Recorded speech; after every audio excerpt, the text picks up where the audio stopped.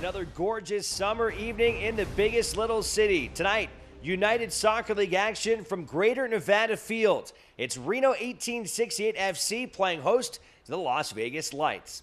And hi, everybody. Welcome inside the broadcast booth alongside Colin Tabor. I'm Alex Margulies. We've got a rivalry match on our hands here tonight, the second round of the Silver State Cup. As North versus South here in the state of Nevada, Reno and Las Vegas. These two teams met back in March and fought to a draw 1-1. Now we get to see this match here in Northern Nevada. Yeah, it should be an interesting game with two contrasting styles. The super direct approach of Las Vegas Lights versus Ian Russell's possession-heavy soccer. All right, Colin, let's take a look at some of the key players of the match. We'll begin with the Lights and Raul Mendiola, a guy with some MLS time with the LA Galaxy. He leads their front line. Yeah, Raul Mendiola came in mid-season, already has 6 goals to his name for the Las Vegas Lights. Expect for him to play on the right and cut in and shoot with his favored left foot. And for Reno 1868, their offense led by Brian Brown. He was a part of their only goal in their loss this weekend against Sacramento as he drew a penalty. He has now scored in 3 of their last 6 matches. Yeah, Brian Brown has been fantastic this season. Holds up the ball well, can dribble people, and can score goals as well. Always a difficult task for opposing teams to try and hold down Brian Brown. We're excited for this one here tonight. Again, it's a rivalry. The Silver State Cup, Reno 1868 FC and the Las Vegas Lights will have the starting lineups and kickoffs next here from Greater Nevada Fields.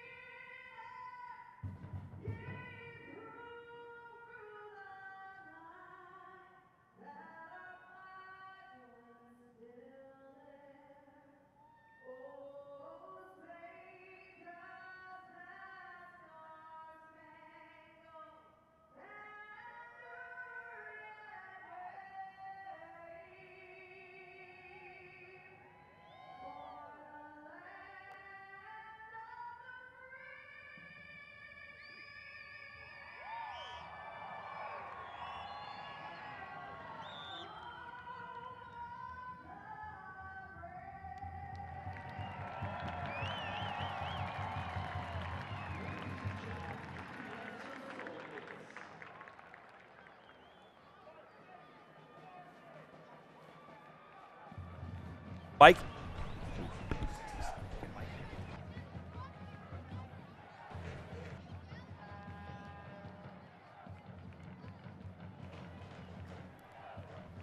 Just do visitors and then home again.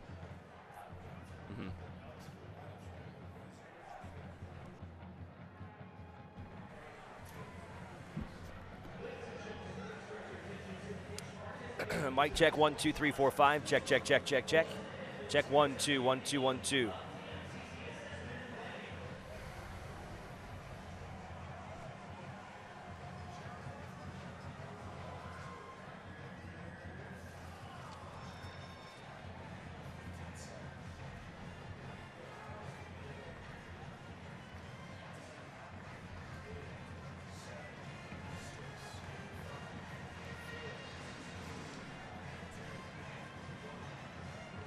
All right, welcome back inside Greater Nevada Field. Moments away from kickoff here tonight. You see the records of the two teams. Reno coming in, they've got 38 points in 6th place. The Lights with 28 points, they are in 14th. All right, Colin, let's take a look at the starting lineups, beginning with Las Vegas. And this is a very experienced group for the Lights. You'll see Joel Weeke back in the starting lineup in their defensive backfields, and he's coming off of a suspension. Yeah, a lot of experience in this lineup, like you said. Guys from MLS, guys from Liga MX. Chelis has really put together a team that has played at the big stage. You see also Carlos Alvarez wearing the captain's armband today. Expect him to control the midfield, maybe pop up with a goal as well. Mentioned Mendiola during the open. Sammy Ochoa, also a big goal scorer. He has got 5 on the season. And for Ian Russell and Reno 1868, after playing on Saturday against Sacramento, a chance to rest some legs, and a couple new faces in the lineup. One in particular, great to see Jordan Morel back in there. He'll wear the captain's armband, a guy that started 28 games for Ian last year. Yeah, Jordan Morel and Brenton Griffiths both restored to the starting lineup after so long seeing them just sitting the bench. Also, Will Seymour making his first start for Reno 1868. We saw him come off the bench in Saturday's loss against Sacramento Republic. Paul Marie, the first-round pick by the San Jose Earthquakes coming out of Florida International University. The French-born midfielder also in the starting lineup. He is here from the Quakes. Here's a look at Reno 1868 and their starting 11. JT Marcinkowski back out there, also a member of the Quakes. He'll make his 21st appearance of the season. And Las Vegas and their uniforms, which over the year, has drawn a little bit of commentary across the USL, certainly not holding anything back. Yeah, I think a lot of what this Las Vegas Lights team has done is drawn commentary around the league. But I spoke with Brett Lashbrook, the owner of the Lights, and he loves it. He loves basically the reputation they've received. He loves being different. He loves embracing basically the different vibe that Las Vegas has. I mean, we see the neon colors is a sort of symbol for Las Vegas. In their first year of existence, the Lights, they play down at Cashman Field in Las Vegas, sharing a home with the Las Vegas 51's baseball team, using the same model here in Reno, with the 1868 sharing with the Reno Aces. Although next year, the Lights will have their own stadium, with Cashman Field becoming their own, and that 51's franchise moving out to the Summerlin area with a brand new ballpark coming in Las Vegas. But it has been really fun to watch the game grow in the state of Nevada, first here in Reno and then in the South with Las Vegas, and both fan bases have really taken to the USL. Yeah, just over a year ago, there were 0 teams in Nevada playing professional soccer. Now we have 2. And I hope this rivalry really heats up over the years. So we see right away, Lights, they like to send a lot of numbers forward for their kickoffs, send that ball and force something early on. Well, there's one thing you can say about this Las Vegas team, offensively and defensively, very aggressive. Yes, very aggressive. They're going to press all over the field. They're going to go into challenges. They're not going to be afraid to get stuck in. And then when they go forward, they're going to send the ball forward. An early run for Reno's Duke Lacroix. He'll pass it off for Jerry Van Aving. Yeah, I mentioned in the intro the direct play of Chelis' Lights. Not a lot of passing around in the midfield. I mean, if you look at their lineup, really only 2 center mids and a back 5 with wide players, and they're going to just try to use the big frame of Sammy Ochoa as a target man. Trying to go over the top there for Brian Brown, but the keeper for the Lights, Ricardo Ferrino, is there. 27-year-old from Mexico. He's appeared in 22 games this year. Yeah, I think there's anyone that kind of symbolizes the way the Lights play, it's Ferrino. For a goalkeeper, he's such a showboat. He will do things to get the crowd going. He will try to take people on. And the Lights fans love him. I know that. Here's Van Avik again, taking it down the left sideline. He's tripped up. And we'll see if that brings a whistle.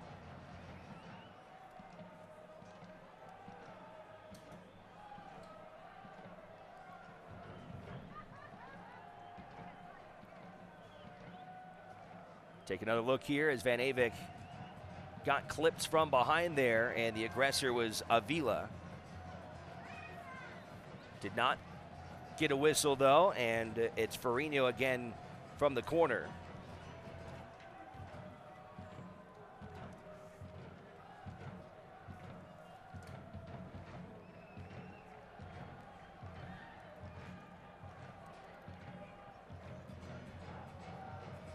Marcinkowski back in Reno's goal. Been such a great player. The 20-year-old from Alamo, California, just signed to a homegrown contract back in January by San Jose. Brian Brown again trying to penetrate deep into the Lights territory, and he's not happy with that decision. Yeah, refs let a couple things go early on. You know both these teams are going to fight for the ball. You know 50-50 challenges are going to be going in hard.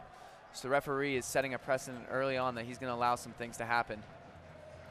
Select is the official soccer ball of the USL. For the latest Select products and special offers, please visit selectsportamerica.com.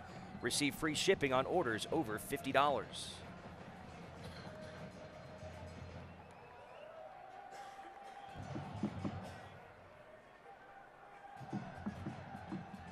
Reno can't clear it away. Here's an opportunity for the Lights. Mendiola,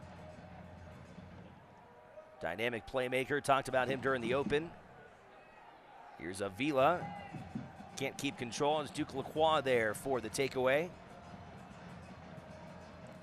Oh, and that's great high pressing from the Lights to win the ball high up in Reno's half before the shot went over. But you see how aggressive they are in the press. They're not going to allow Reno time to pass it out of the back, especially right after they lose the ball. It's that transitional pressing where right when they lose it, they go to win it back while they still have an attacking shape.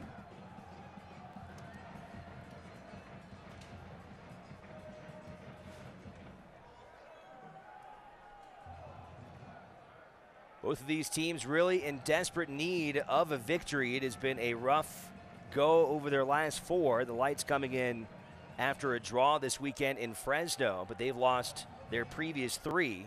Here's another chance for the Lights, and that one skips off the crossbar. And what a lucky break that was for Reno and JT Marcinkowski. And right away, they press so high up the field, the Lights. They prevent Reno passing the ball out of the back. Seth Kasipli gets the ball stripped from him. Now an opportunity on the counter for Brown. Brown finds the back of the nets. And Reno strikes first in the 5th minute. Brian Brown with his 12th goal this season. And right as we say that, Reno does a little counter of their own. The ball falls to Brian Brown, who outruns the Las Vegas Lights defense and calmly chips the ball over Ferrino to make it 1-0 early on in Reno. Reno's been trying to do that their last couple matches, trying to spring Brian Brown, get him over the top, and what a great ball that was to find Brown and keep him on sides at the same time. Yeah, and that's exactly how you want to approach a team like the Las Vegas Lights. If they press so high up the field, you know that there's going to be space in behind. So when you win that ball, you look in behind quickly. You force them to have to retreat. And that's exactly what Reno did. They were caught the Lights defense sleeping, and Brian Brown was able to put the ball away with a nice little delicate chip over Ferrino. You're talking about Chelis, Jose Luis Sanchez Sola, longtime head coach in both the 1st and 2nd division in Mexico. Also some MLS experience with Chivas back in 2013 in the United States. Him and his son Isidro Sanchez at the helm of this Lights club.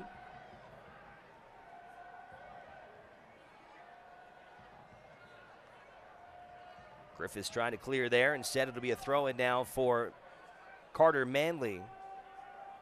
He was a first-round selection last year by Minnesota, had 7 games in the MLS last year. Reno having a hard time clearing it out. Finally, it's Griffiths who gets it out of the box.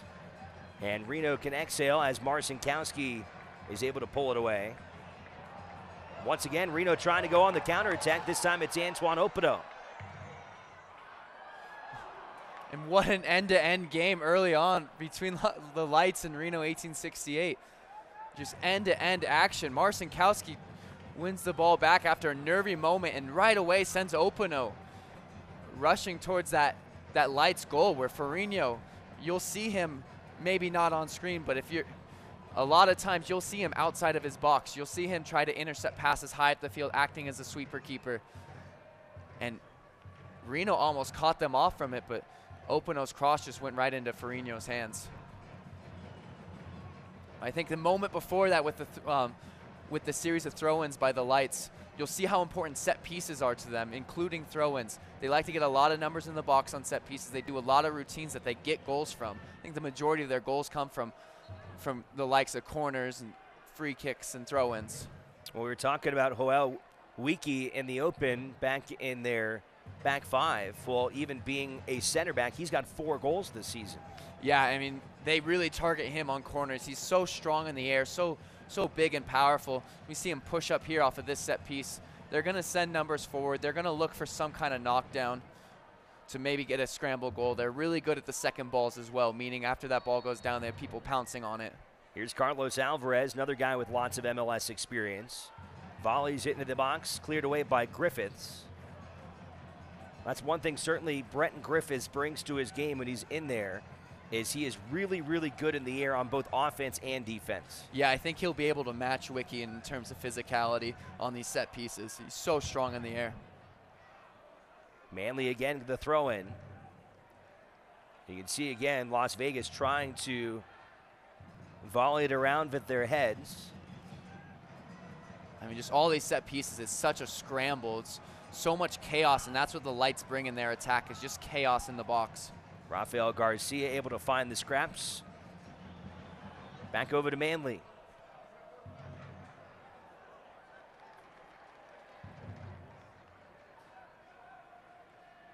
Paul Marie steps in, and he will clear it away.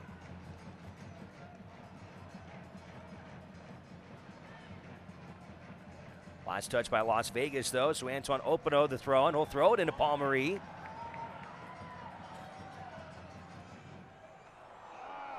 Trying to center it there for Brown. Now it's Duke Lacroix. He was looking to get in there for Jerry Van Avek, and it was cleared away by Miguel Garduño. Yeah, the Lights defense is getting caught upfield quite a bit. Opino's throw, it wasn't that quick. He had to wait for the ball boy to give him the ball, but still Paul Marie was easily able to get past that defense and put in a cross. You expect them, if there's no pressure on the ball, to drop a little quicker. Gary Van Avek, the 26-year-old from the Netherlands. He's got 6 goals and an assist this year. Here in the 10th minute.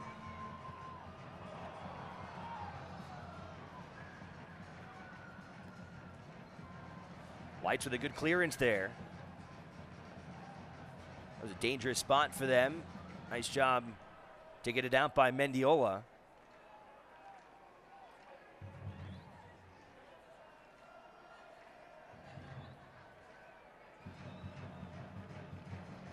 Look at Raul Mendiola. Started the season in the Galaxy organization, played last year with Los Dos. Signed on as a free agent with the Lights. Talked about his 6 goals, only 14 games he's been able to do that. Certainly look out for him. Marcinkowski steps up, keeps it away from Ochoa. And again, Reno quickly wants to push the pace the other way, and he almost got that throw into Brian Brown. That was a heck of an attempt there by Marcinkowski. Yeah, Perla with the last-second intervention. But we see Reno trying to target those early balls over the top. The Lights defense are leaving gaps in behind. Here's Manley once again. Paul Marie gets a clear take at the ball there. Nice tackle by Paul Marie. The referee waves it for a goal kick. I kind of expected a corner there, but I guess Paul Marie hit it into Manly's foot as it went out of bounds. Once again, Paul Marie in acres of space. What is the Lights defense doing? I mean, it's been a dizzying pace at the start of this game. It's just so easy for Reno to get in behind. Here's Antoine Opino. That was off a goal kick. Yeah, I mean, it's been remarkable. That's 5 times now Reno has gone over the top without contest. If that continues, the Lights are going to have a really hard time staying in this game with an offense like Reno that thrives on penetrating and getting over the top and deep in someone's territory. Yeah, I think they're going to have to sort out that back 5. You see the back 3 of Garduño, Wiki, and Herrera Perla all very close to each other, really narrow defending. But you expect Avila and Manley to have to track back, to have to track those runners out wide. Chance here for the Lights, and a left-footed strike there, too high that time. It was set up perfectly for Mendiola, and that was a really good-looking attempt for Las Vegas. Yeah, and Las Vegas right away go down Reno's throat, are able to get the second ball, and Alvarez finds Mendiola, but Mendiola puts it over the bar. That's a golden opportunity for the Lights. That's a spot he probably does not miss from very often. No, from the right side, with the in-swinging shot with his left foot, he is lethal with them. So really, you'd expect Mendiola to put a shot like that away, and if he gets another opportunity like that, I think it will go in the back of the net or force a fantastic save out of Marcinkowski, which we've seen him do plenty of times this season. Honestly, can't remember another game this year that has had a pace quite like this in the beginning.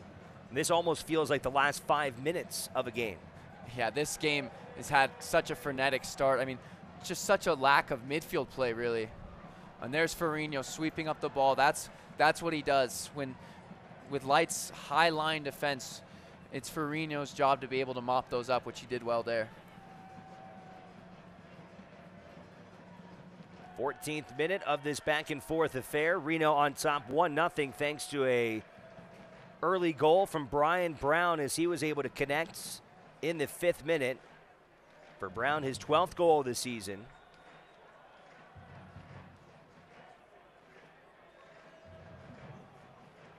What has been a career year for Brian Brown.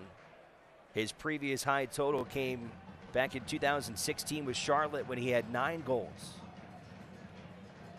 And it's been really great to see Brian Brown thrive in this system. He was a guy that Ian Russell thought very highly of last year, a guy that needed to kind of shoulder this type of scoring load this year in the departure of Dane Kelly, and there have been games where he has been incredibly productive. Yeah, he's become the main man this year. I think even last year when he came off the bench, he was so important to the team. I mean, it was hard for him to see some time in the starting lineup with Opino and Dane Kelly in such good form. But now this is Brian Brown's team from the attack, and he's showing, he's repaying the faith that Ian Russell has put in him. Brown, a guy with some MLS time with Philadelphia earlier in his career.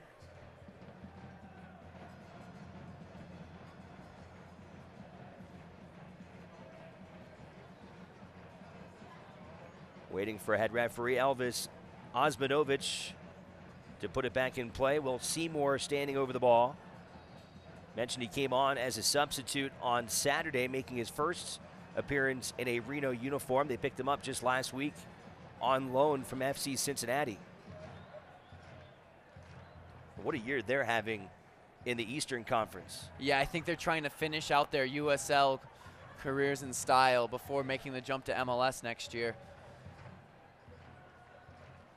Been a great story what they've been able to do. An incredible run last year in the U.S. Open Cup. The fan support there in Cincinnati has been just remarkable, and I think they'll be a well-deserved addition into the MLS level. Yeah, the city has really embraced that team. You see, I mean, just the incredible atmosphere they have there at Nippert Stadium, and I think that will continue and grow even more into MLS.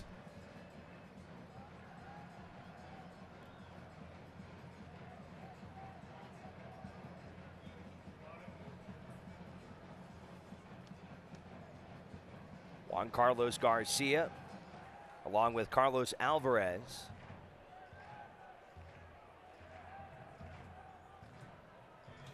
The Lights have looked dangerous on set pieces early on in this game. Reno been able to deal with them, but it's looked uncomfortable every time.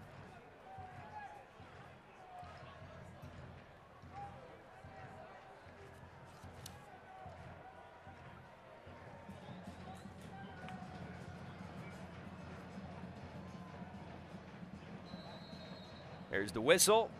Left foot from Garcia, and he blasts it back into the Battle-Born Brigade. Yeah, and just a poor free kick from Garcia. A lot of numbers up. He elects to shoot and goes way over the bar. You see Lights defense on restarts like goal kicks starting to wake up a little more. They started to transition to defense a little quicker this time after a couple times being caught off by quick goal kicks by Marcinkowski. Toro Law and Toro Taxes are the proud sponsor of the Silver State Cup Rivalry Series versus the Las Vegas Lights FC. Toro Law, the experts in immigration. Visit ToroLawNV.com. Alongside Colin Tabor, Alex Margulies here tonight inside Greater Nevada Fields. Second game this week after Reno lost 2-1 on Saturday in another rivalry matchup against Sacramento. A frustrating defeat for Reno. They fell behind 2-0 in the second half, got a chance to get back in it after Brian Brown drew a penalty, and Seth Kasipley was able to convert for his second goal of the season. So many good chances, but you have to tip your cap to Sacramento as they were able to escape on the road with 3 points. Yeah, and Josh Cohen especially, who made such a spectacular save off of Zach Carroll's dipping shot at the end of the game. He made a few really good ones in that game. Yeah, some great attempts late. One by Carroll, another by Antoine Opino, who had just narrowly missed equalizing the contest. As another solid shot there for Reno earns them a corner kick. Jerry Van Avek. Deflected by Morrell, then over to Janjigian, and then cleared, as that one became nerve-wracking once again for the Lights. Yeah, and it fell to Brian Brown on the far post, who tried the bicycle kick cross back into the mix, but it was cleared by Juan Carlos Garcia there. Duke Lacroix, the throw-in.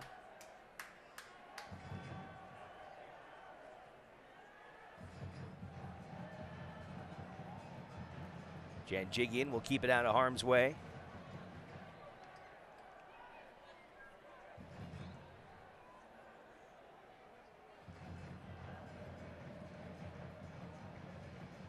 Trying to go over the top again for Paul Marie. This time the defense was there.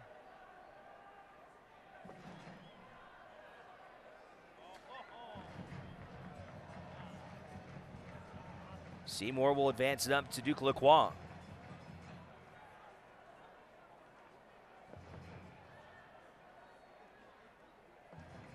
Over to Opino, left-footed strike and knocked away by Ferrigno. Yeah, and it was a good little run in behind by Opino. He shot from an angle with his left foot. Not enough to trouble Ferrigno, though. But you see the chance created there from Opino's run. Sloppy clear there, ends up with Van Avek. But Brown gives it back and cleared now by Ferrigno.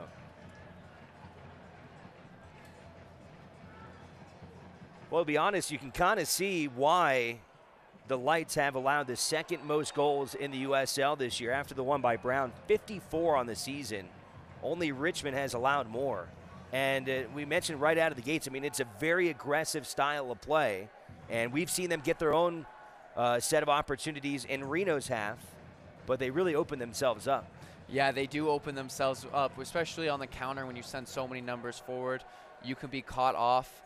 I think there's still some growing pains for this Las Vegas Lights team. I think they're maybe starting to figure it out a little more, and I think they do have the right recipe at home with just the incredible atmosphere at Cashman Field, but away from home is where they really struggle.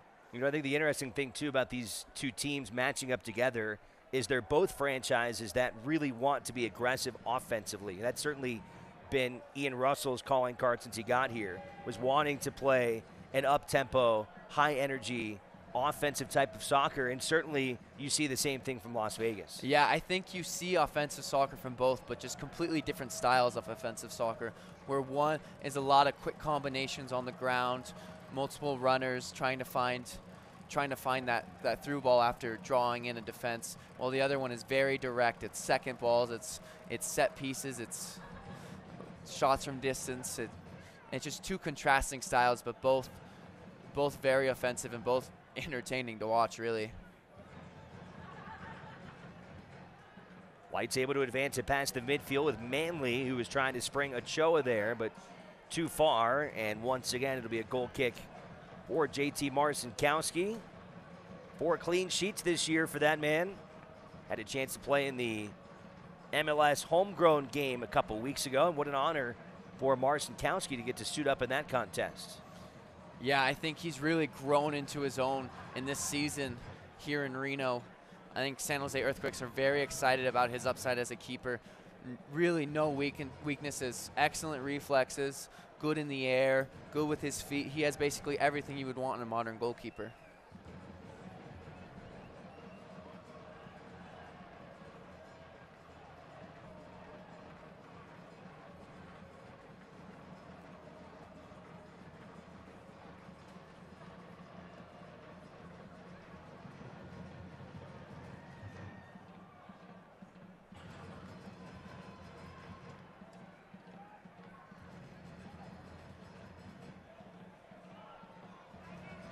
Alvarez does well to find a little space here to run at Brenton Griffiths.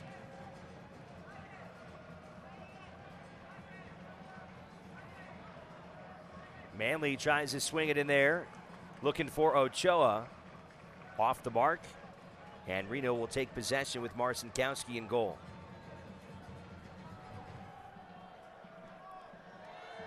Yeah, but I think Reno are wary of the threat of Sammy Ochoa, his ability in the air. See, when that ball goes in, they get themselves organized, they get tight in the back to be able to deal with the cross.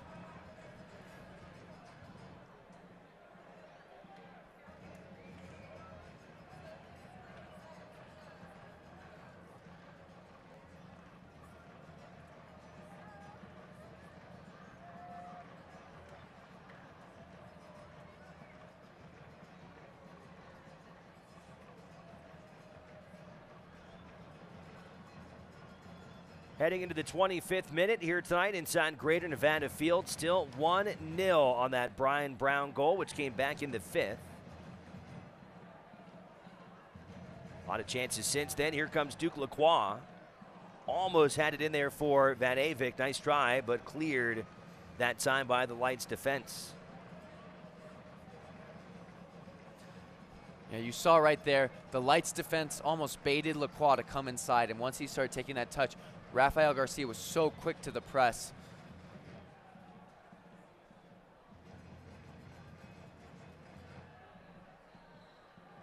Back to Thomas Janjigian. Been a mainstay in Reno's back four this year. Guy that has really advanced himself, made only 4 starts last year, appearing now into his 18th game this season is Janjigian. Yeah, I think a lot of people looked at the roster and saw him as a 4th choice center back, and he's really cemented himself as one of the key players of the squad.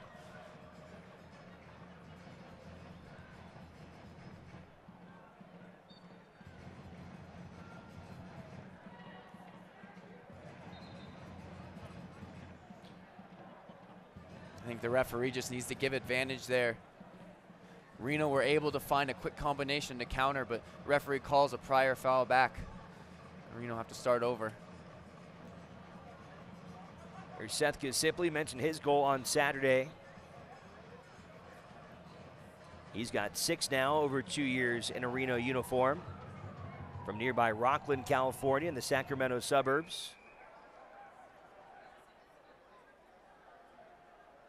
Yeah, Seth Kisipli is just someone who just does their job so well. You know what you're going to get out of him. It's consistency, it's great passing, it's being able to find the right opportunities to support someone and get into a different space. He does the work defensively. He's a good center mid to have in this squad. Seymour trying to help from behind. Griffiths will clear it out. Back to Wiki. Duke Lacroix.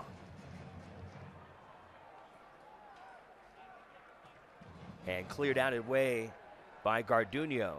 Now a throw in for Antoine Opino.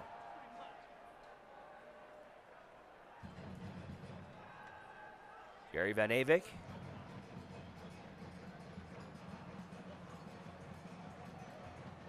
Brenton Griffiths will get there.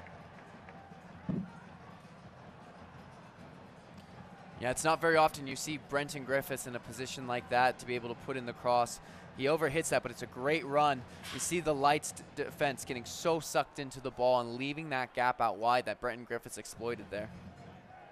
The USL's official Twitter feed keeps you up to date with news, live game updates, and highlights from around the league 24/7. Follow at USL on Twitter. More than halfway through this first half, Reno continues to hold this 1-0 advantage. And Reno very desperate for 3 points here at home. After that loss on Saturday, trying to pick up their first win since they got one 5 games ago against the Galaxy. Reno found themselves as high as second in the Western Conference, but tonight in a tie for 6th. But they have played a few less games than some of the teams in front of them, so an opportunity here tonight to hang in good position for the Western Conference playoffs. Still a lot of season left to go. And a man down there for the Lights. It looks like it's Garcia with a problem.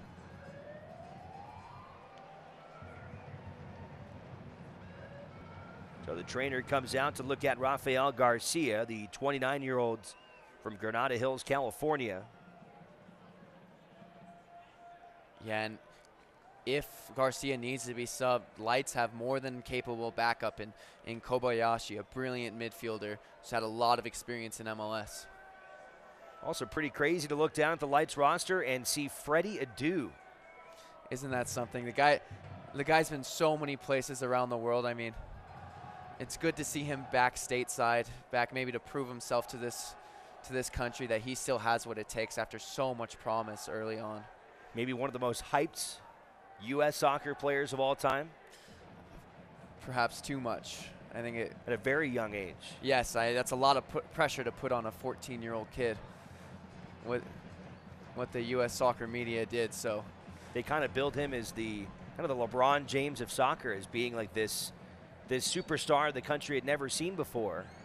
And he did go on to do some nice things and play in some great places overseas. But as you said, you know, now a chance maybe to come back stateside and reestablish himself. Yeah, and he's had some periods in the U.S. since then, you know, with Philadelphia Union in MLS, Real Salt Lake in MLS, Tampa Bay Rowdies. Here's Antoine Opino. Not a bad try there, trying to find Brown, but Wiki is there to clear.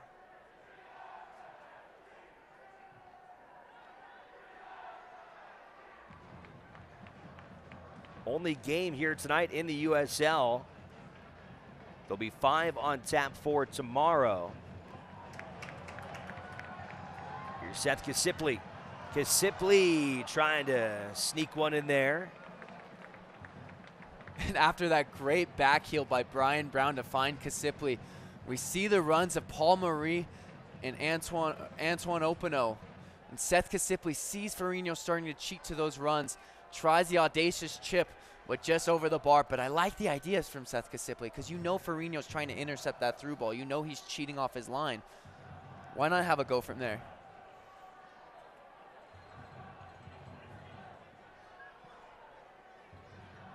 Some of the games on tap for tomorrow. Real Monarchs continue in first place in the West. They'll take on Colorado Springs. San Antonio, Rio Grande Valley will go at it.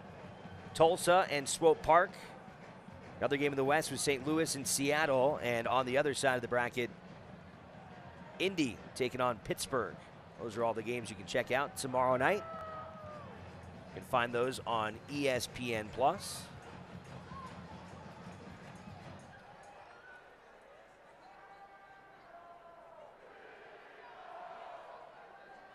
A great year for the United Soccer League. Just recently surpassed 2 million fans in the stands. A remarkable growth for this circuit. Yeah, so many expansion teams coming next year. You'll just see USL continue to grow and grow, along with the addition of USL Division III. This league is really on the up. Nice win there from Paul Marie, who comes streaking down the fields. He's got Brown and Opano in front of him. Trying to cross it there for Antoine. Kasipli comes up, helps keep possession.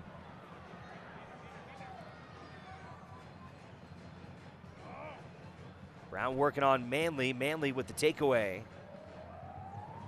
But a throw in now for Reno 1868.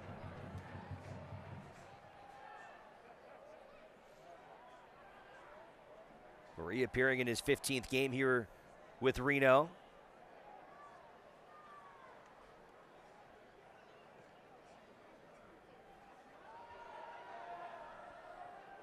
Raul Mendiola.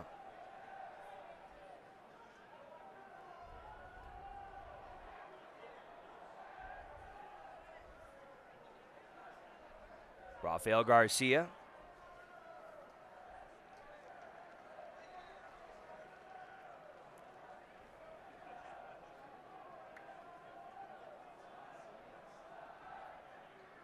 Throw-in will come from Avila. Another guy with a lot of MLS time, played with Dallas, Toronto, Orlando, among others. Up and down this Las Vegas roster, guys with MLS time. Yeah, so much experience in this team. Not just MLS, but Liga MX as well. Little breakaway here for Reno, 2-on-2. Brown trying to feed one in there for Opano. Couldn't quite get on the same page as Ferrino comes up and grabs it. Yeah, as you see more and more runs in behind, you're going to see the Lights defense drop more to try to anticipate those runs. So that's when Reno need to look in that space between the lines in the midfield. I think Seth Kasipli and Jerry Van Avik are going to find more space. So Reno have to be aware of it. Another chance here, Jerry Van Avik. And again, not quite able to get on the same page, but Reno just consistently in this first half have had chance after chance. Yeah, I think Lights defense is a little more organized. They're more aware of the through balls coming in. You see everyone so tightly marked that Van Avik doesn't really have an option at all. I just think they're forcing, because they had so much space early on, now they're forcing things a little bit, and then you just need to show a little more patience. Trying to find Alvarez there. Throw-in will go to Las Vegas. Reno's held the possession a little more than 50% of the time, about 53.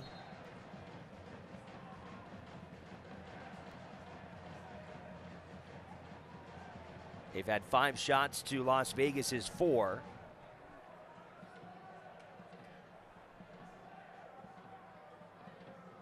Once again, it's Carter Manley. Mentioned he was picked by Minnesota, had some MLS time with them last year after a stellar collegiate career. Did that with the Duke Blue Devils. And it looks like Brenton Griffiths is getting a little treatment here from the athletic trainer, Steve Patera, which is not a good time for Reno, with Brenton Griffiths being the most dangerous man in the air, the one most able to handle Manley's throw-in. That treatment for Griffiths, that was just off your screen there. He's just a little bit outside the box. There he is. It looks like he's trying to clean up a bloody lip.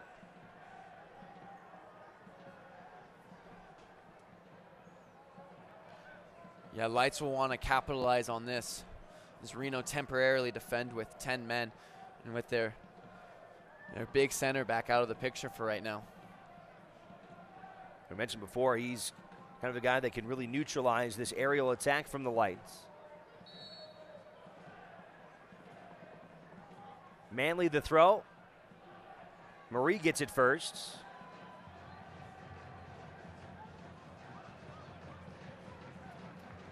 Radevec on the clear. Yeah, I think Reno are being much more aggressive in the air than they were early on in the game. We see Paul Marie win a header and then Seth Kasipli right after. Two guys you don't expect to be dominant in the air, both doing their part to defend these set pieces.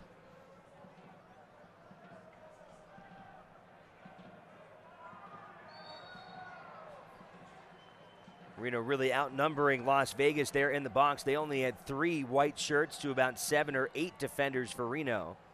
Made that a tough challenge. And it looks like it'll be Reno possession here as we move into minute 38.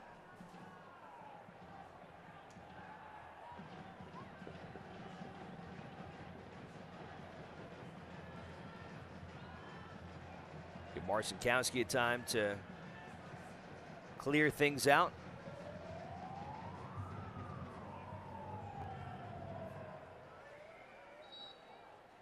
Held a shutout against Sacramento in that first half on Saturday before the Republic got 2 goals out of the gates in the second half.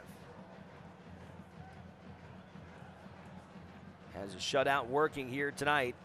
1-0 Reno thanks to a Brian Brown goal back in the 5th minute.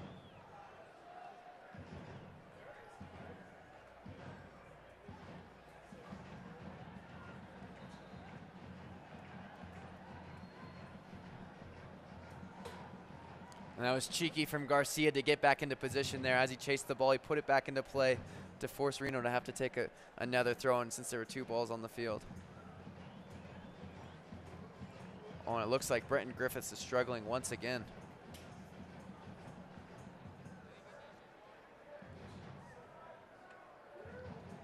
Steve Patera coming back out to take a look at him. Couldn't tell if it was his nose or his lip, but something just won't quit there for him.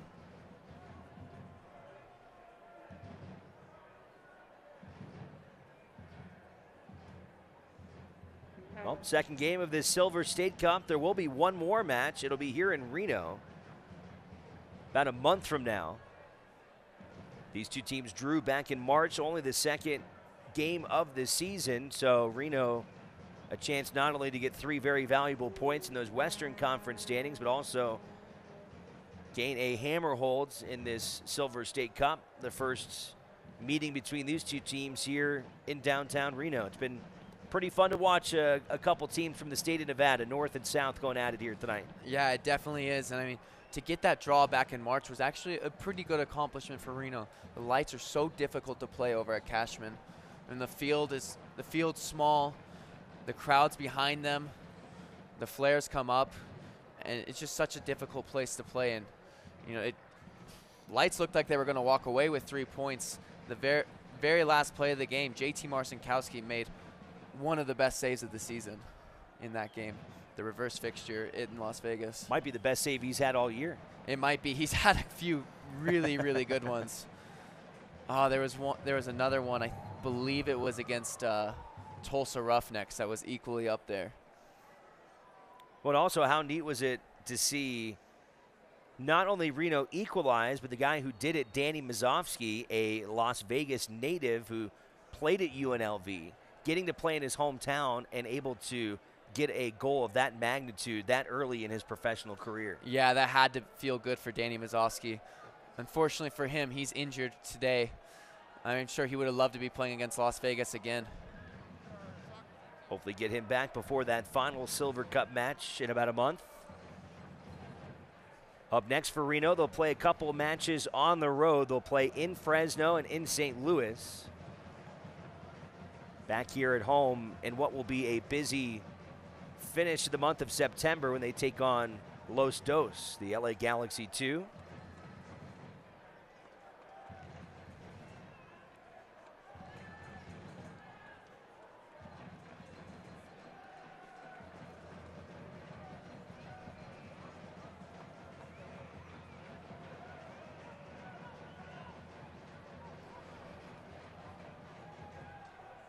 Garcia to Manley, being guarded there by Seth Kasipli. And a good little turn from Manley to get the better of Seth Kasipli, but Brenton Griffiths deals with it very well, but it's still the Lights here. Good crossing attempt there by Alvarez, punched away by Marcinkowski. Yeah, Marcinkowski gets the distance behind that punch. You see Lights so high up, see them still pressing, making it harder for Reno to clear their lines.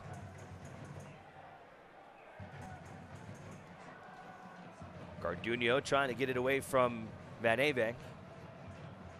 Here's Marie now.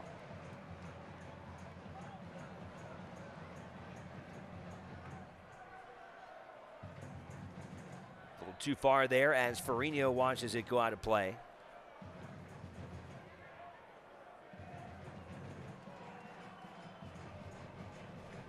You can watch highlights from every game of the 2018 season. Stay up to date with news from across the USL at the league's official Facebook page. Head to facebook.com/USL Soccer. Final couple minutes here in regulation of the first half, and Reno trying to take a 1-0 lead into the locker room.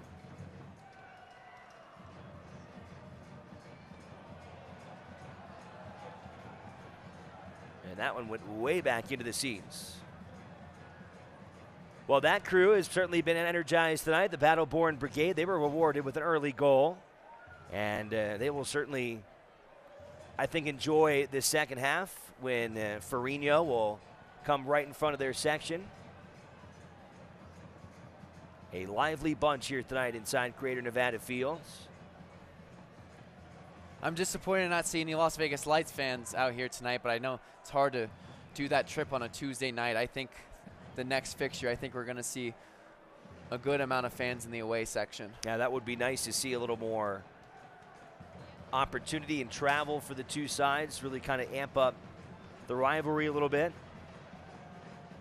What an atmosphere it was here on Saturday. Over 7,000 fans. It was a franchise record with Republic here in town, and there were not very many empty seats here inside this park.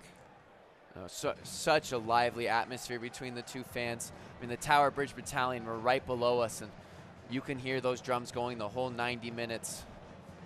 From the Battle-Born Brigade as well, it was just the two sets of fans really brought their all. Got to tell you, for a Tuesday night, it is a wonderful crowd. A lot of fans on the grass here tonight. A lot of people packed into the grandstands. Why not? It has been a perfect summer evening here in the biggest little city. Temperatures in the mid-70s. All that smoke that has been lingering around the last couple of weeks finally cleared away, and what turned out to be just a gorgeous Bluebird day carried over into a great night. Reno organizing here in the final minute of regulation.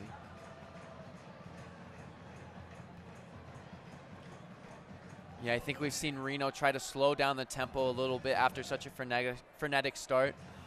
You see Seth Kasipli taking more of his time on the field, trying to find that right gap to be able to exploit.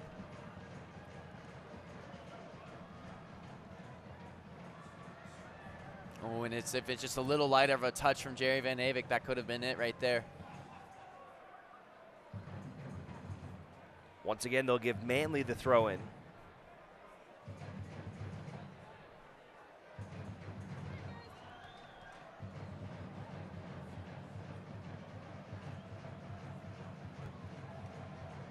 Paul Marie with a good win there in the midfield. We'll see what kind of stoppage time they want to add here, and it looks like it'll be 4 extra minutes. Makes sense with all the stoppage for Brenton Griffiths. 4 still seems a little long to me for a first half without any substitutions. I know Brenton Griffiths got treated a couple times, but I was expecting 2 or 3 in all reality. Van Avek with the cross. Finds Lacroix. Now Griffiths. Jerry trying to get back in there, but Farino is able to just barely beat him to the ball. Yeah, and Farino so aggressive off his line. That second ball after the knockdown by Brian Brown looked to be an easy path for Jerry Van Avek to go and finish, but Farino comes out with that kick save, gets it out of there. That's great goalkeeping by Farino.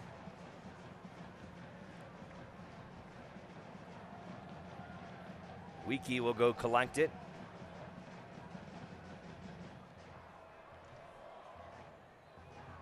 Seymour once again the takeaway. Boy, Joel Weekly has been able to keep himself out of trouble here tonight. 11 yellow cards coming in. Yeah, He'd been coming off of a suspension, so maybe trying to be on his best behavior. Yeah, he may have been given a little talking to by Chalice and Isidro Sanchez. It's a lot of yellow cards. Surprisingly, no reds, though. Just came off a 2-game suspension. Yeah, I personally am not a fan of yellow card accumulation. I think you should be allowed to be able to have 1 yellow card a game without it stacking up against you. But that's just me personally. Oh, and Mendiola just misjudges the bounce a little bit. That looked like a good opportunity for Reno.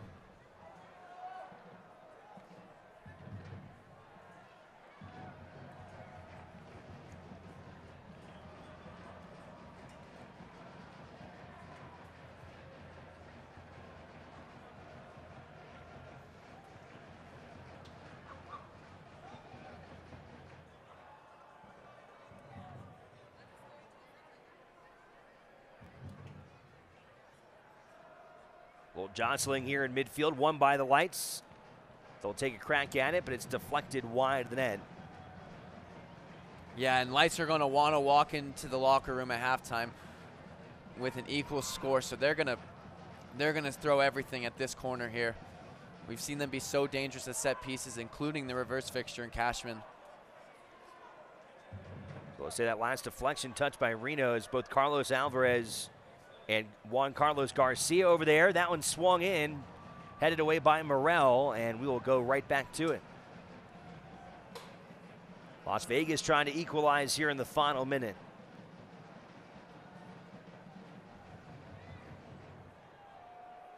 Alvarez takes a crack. And that's a good clearance by Thomas Janjigian. It looked like Wiki had a clear run at that, but Janjigian gets a crucial header away. Mendiola defers to Manley.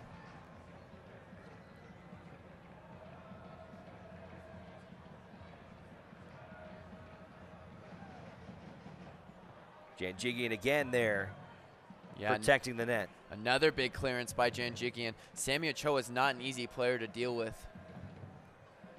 He's been able to handle it well there.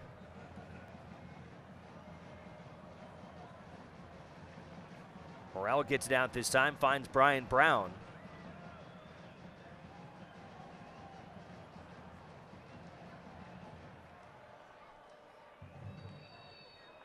And there's the first half whistle and a 1-0 lead for Reno as Brian Brown's goal in the 5th minute will hold up here in this Silver State Cup matchup, the second game of 3 between these two Nevada rivals, and it's Reno 1868 who will take the lead after the first 45. We'll take a break here at halftime, come back with highlights and analysis, get you set for kickoff as Reno tries to go for 3 points here tonight inside Greater Nevada Field.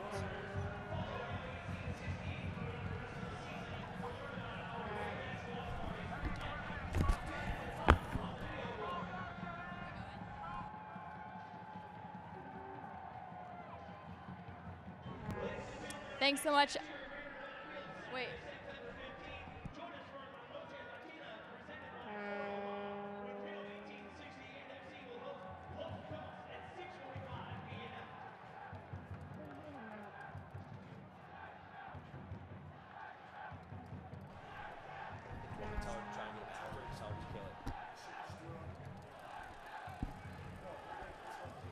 Can they bring it back now and then we can run the other stuff that they've got?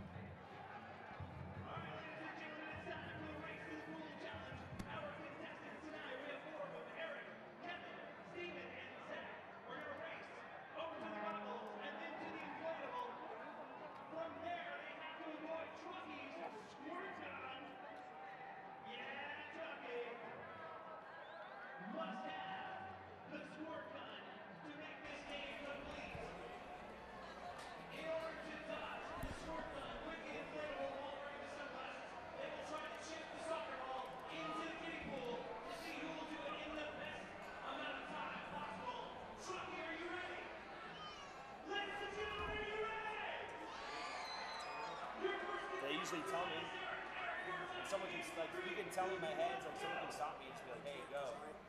He doesn't have that access anymore.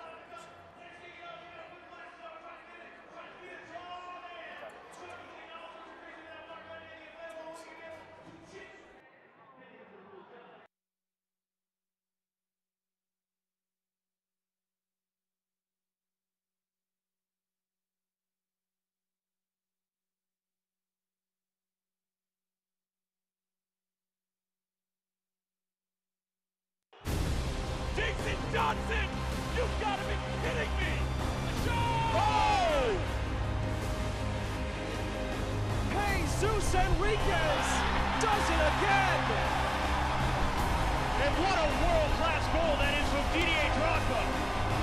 Oh! Kaczynski is diving stop! Oh, must-see TV.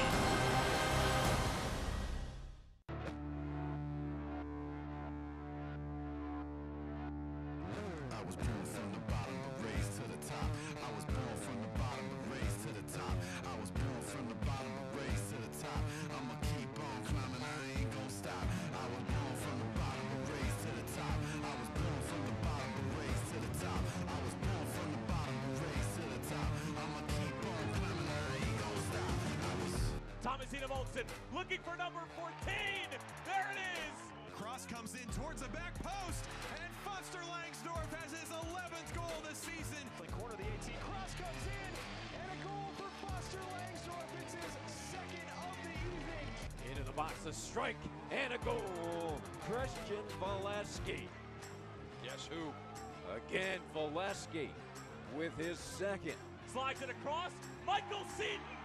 Seaton in on goal. Michael Seaton, he's at the brace. Ledesma right at the edge of the 18, takes a shot, and Manu Ledesma does it again! Now Spies gives it a go, and Spies finds the back of the net.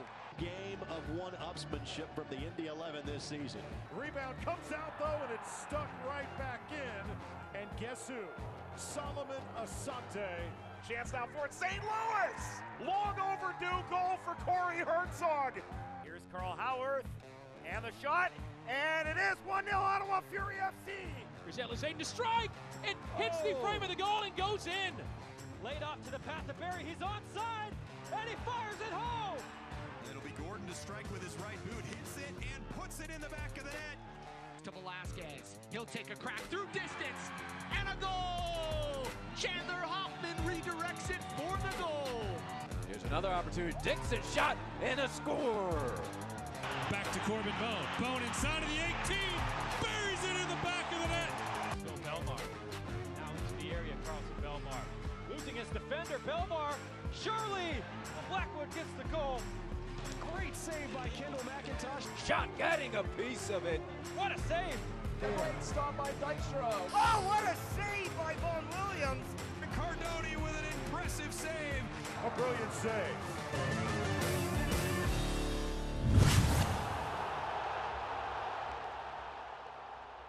Hey soccer fans, I'm Courtney Hudson with Reno 1868 FC, and this is your look around the league. As we enter week 25 of the regular season, a close gap remains amongst teams in the Western Conference. Real Monarchs extend their lead and leads the conference with 53 points, with Phoenix Rising FC and Orange County SC following close behind with 50 points each. Here's a look at the games being played later this week. In the Western Conference, we have 4 games being played tomorrow, 3 games on Saturday, 2 games taking place on Sunday, and 1 game played on Monday. We're going to take a look at some of the top storylines of this week. The USL passed 2 million in attendance for the 2018 season last Saturday night. The league welcomed 98,511 fans over the course of week 24 and plans to continue its record pace for lower division attendance in North American soccer. Charleston Battery announced earlier today that Guerra and Hawkshaw have been called up to represent Trinidad and Tobago in an international exhibition on September 6th. The two will depart for Barcelona on Sunday following Battery's match against Louisville City later this week. The first 2 places in the 2018 USL Cup playoffs could be clinched in the next 7 days as leagues enter week 25. Eastern Conference leaders FC Cincinnati goes into a top 3 matchup on Saturday against Pittsburgh Riverhounds SC, and Western Conference leaders Real Monarchs SLC will host San Antonio FC for a special Labor Day night clash. That's your look around the league for this week. Enjoy the second half of the game here at Greater Nevada Field.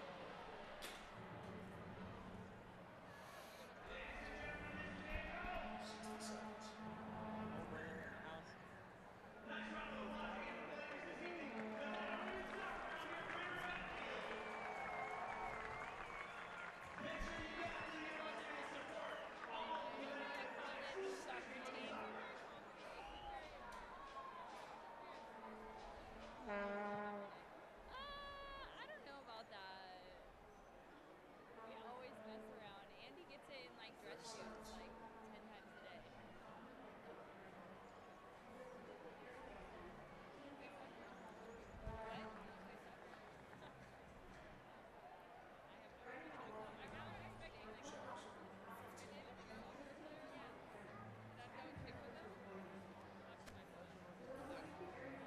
Check, check.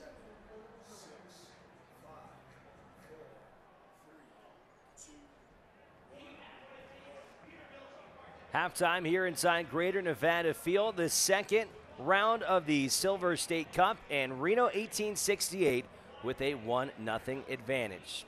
And welcome inside the broadcast booth alongside Colin Tabor. I'm Alex Margulies. Well, Brian Brown, the early goal here tonight, and Reno certainly put together a really strong 45 minutes. Yeah, a great goal from Brian Brown, finding the early counterattack, but it's been such a hectic half between the two teams. Yeah, these two teams came out, and the first 10 minutes was kind of a dizzying experience. I mean, back and forth, both teams had solid shots on goal, but ultimately it seemed like Reno was really able to settle the game down, and as the half went on, they were certainly getting more consistent opportunities in Las Vegas as half of the field, which is really more the type of game that Ian Russell wants to play. Yeah, I think Reno, as the half kind of calmed down a bit, were able to control the game a little more. I think going into the second half, though, they're going to want to add a goal because I still think the Lights can be dangerous off of set pieces and off of counterattacks. So I think they're going to want to extend this lead a little bit in the second half. All right, let's take a look at the highlights from the first half action. Again, these two teams came out with a lot of excitement, and right out of the gates, an opportunity for the Lights as that one would go off of the corner. And then immediately right after that, Reno able to flip the field as Jordan Morrell on a long ball finds Brian Brown, who buries his 12th goal of the season. Yeah, and there were about 20 seconds between those two highlights right there. After Sammy Ochoa hit the post, Reno were able to find the counter and find Brian Brown. More chances for the Lights later in the half. Nice job by Marcinkowski, doing a great job stepping up and punching that one away. And then towards the final minutes, nice job there by Ferrigno as he was able to beat Jerry Van Avon. Yeah, Ferrigno, I think, has done well off his line.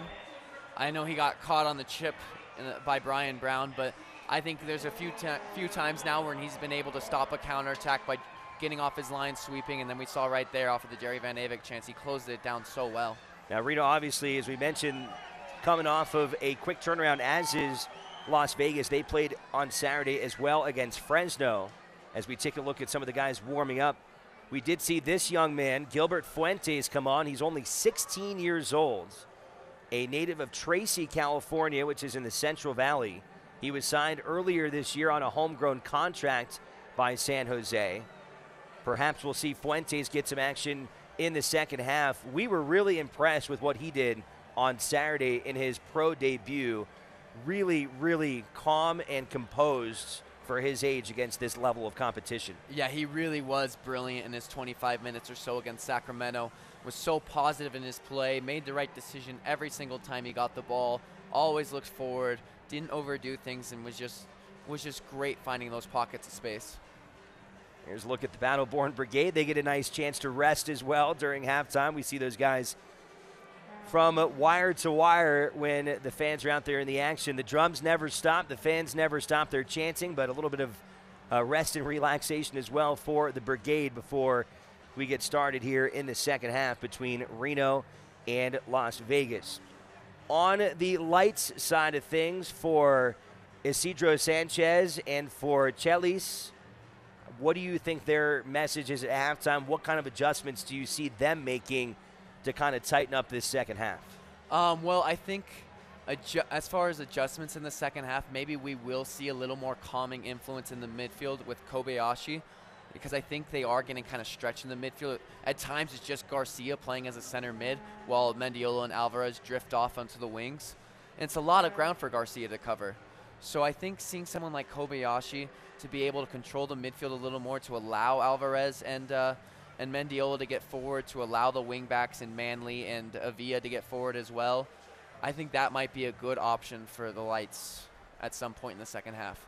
Here come some of the players back onto the pitch here as we get set for second half action.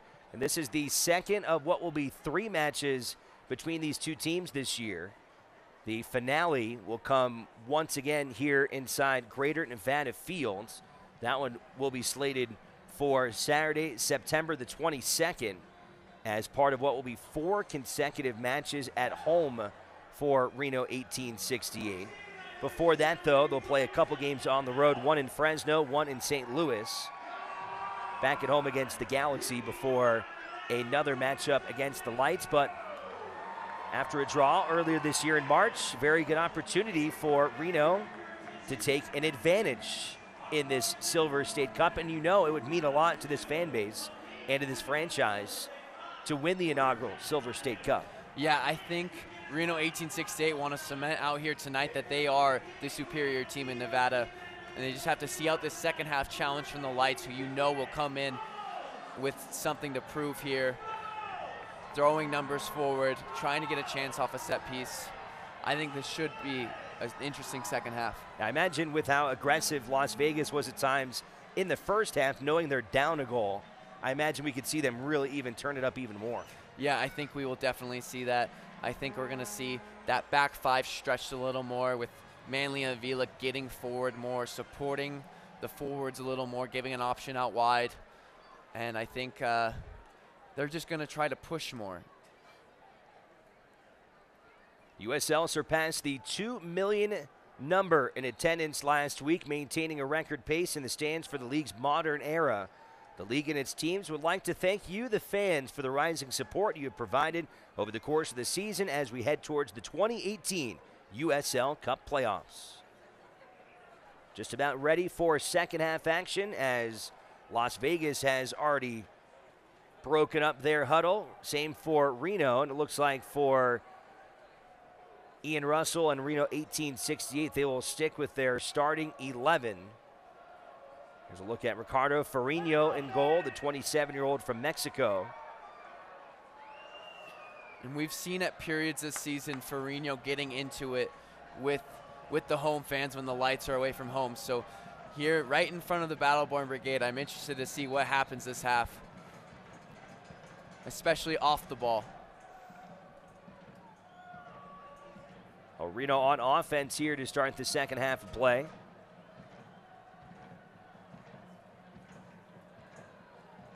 Kisipli trying to advance it for Jerry Van Avik. And look again, you talk about some of the aggressiveness from Farino. Maybe not necessarily needing to come out on that ball, but decided to nonetheless. Yeah, he's always going to come out. He's always going to be aggressive off his line. You know, there are times where you think, oh, why in the world are you doing that, Farino? But honestly, more often than not, I think he gets away with it and makes the right decision. It's just when you do make that mistake, it's costly. Reno has allowed 48 goals in 23 games this year.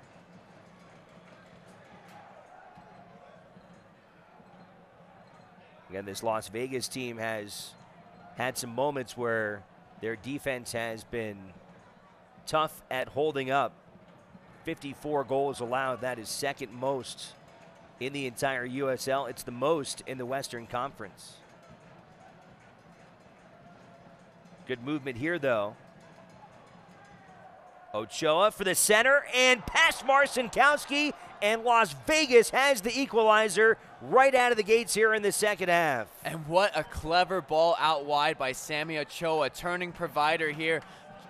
Everyone gets caught watching Mendiola, and Sammy Ochoa just slips it in to find Carlos Alvarez's feet, and Carlos Alvarez with a tidy finish to make it 1-1 here early on in the second half.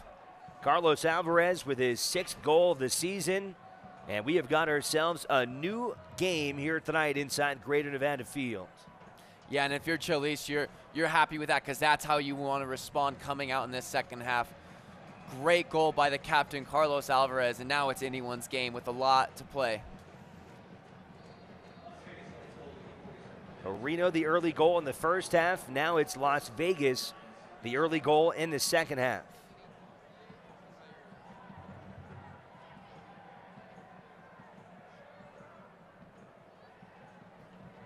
And again, Las Vegas able to get behind Reno's defense. Looking to center there. Ochoa and Mendiola were in the box as Lacroix will escort that one out of bounds. Yeah, and I think right there, Janjigian just dropped back a little too much compared to Brenton Griffiths and Jordan Morel, and that allows Carlos Alvarez to stay on side there, but his cross doesn't find anybody. So not how J.C. Marcinkowski wanted to start this second half.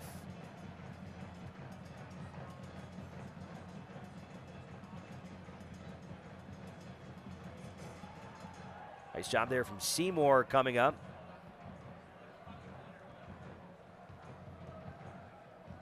Throw-in will go to Vegas, though.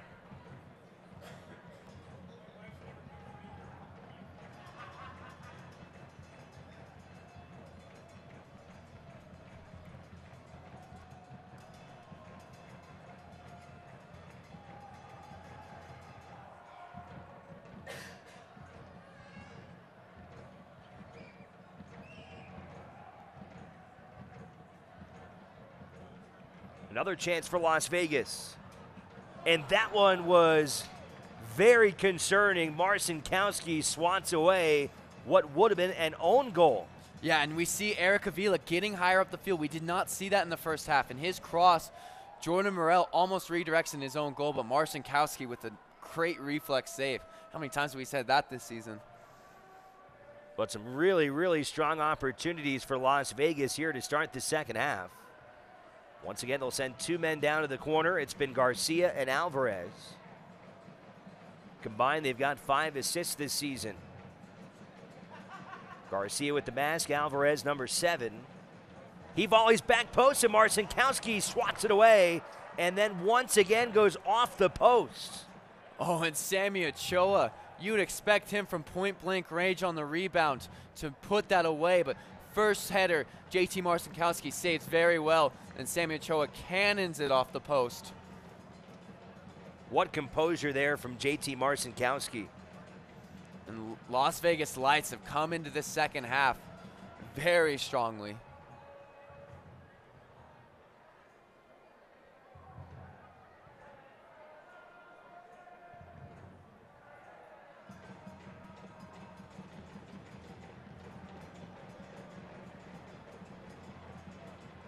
See if Reno can do something here on the counterattack.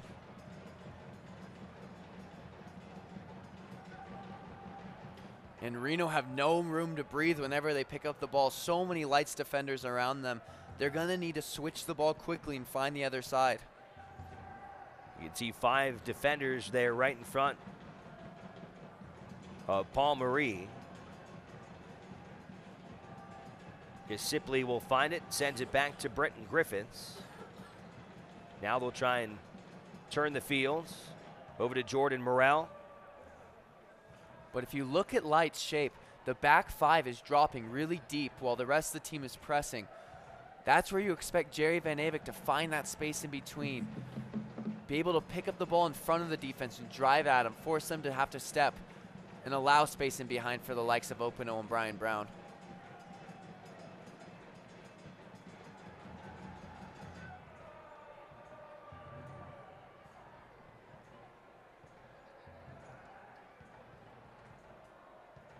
I think you have to give a lot of credit to Rafael Garcia and the amount of work he's doing there in the midfield, though.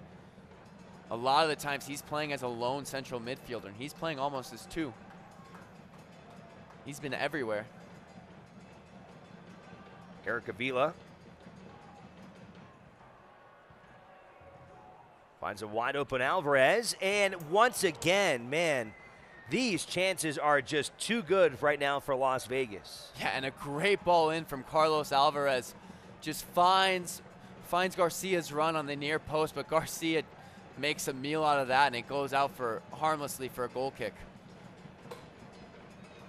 Alvarez has been finding so much space on each wing, been dictating the play, putting in great deliveries, and he has a goal as well. These 7 or 8 minutes of second half have been great for Carlos Alvarez.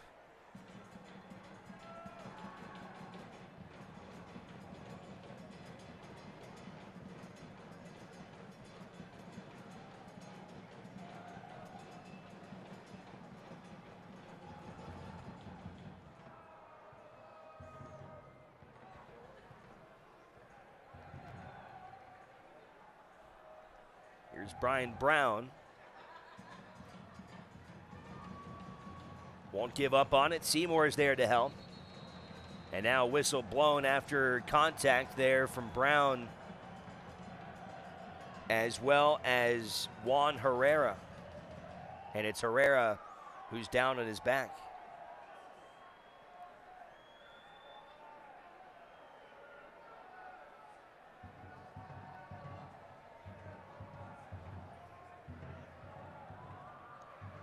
Yeah, it looks like Brian Brown just backs into Herrera there, and he's slow to get up.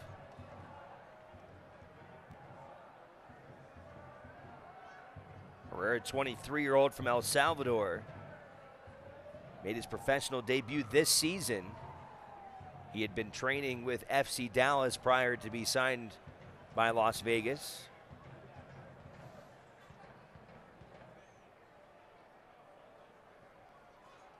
Being tended to by Las Vegas's trainer. Corey Jeffries taking a look.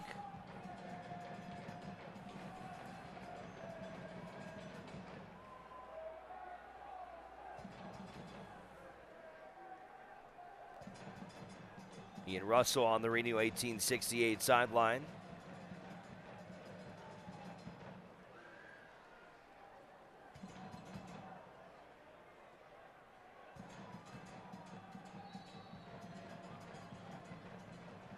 It'll be Garduno to put it back into play.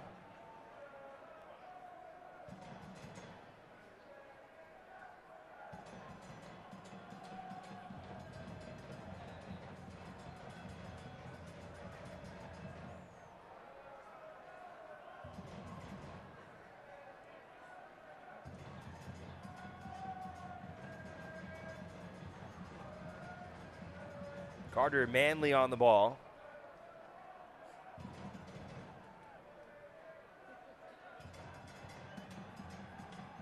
And a goal kick coming up for Marcinkowski. Yeah, I think Manley and Avila have had much more willingness to push up, to operate forward as wingbacks rather than just part of a back five. I think that's really stretched Reno width-wise. Morel trying to go over the top again for Brown. This time Vegas ready for it.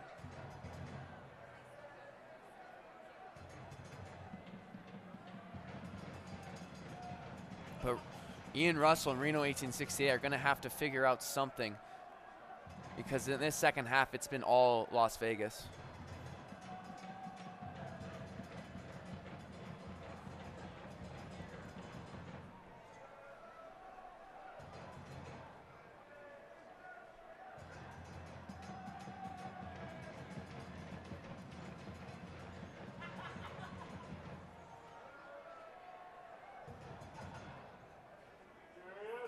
1-1 after a 5th-minute Brown goal for Reno. Alvarez in the 47th with the equalizer for the Lights. These two teams fought to a 1-1 draw in Las Vegas back in March. And that was a good combination to get Openo forward, but Garduño is there to cover. Gives time for Las Vegas to bring some of their bodies back into the box. Paul Marie will throw it into Brown, gives it back to Marie. Manley with the takeaway. Nice shot by Kisipli. Seymour finds Lacroix. Duke Lacroix! Oh, just wide of the net. And a sliding Paul Marie.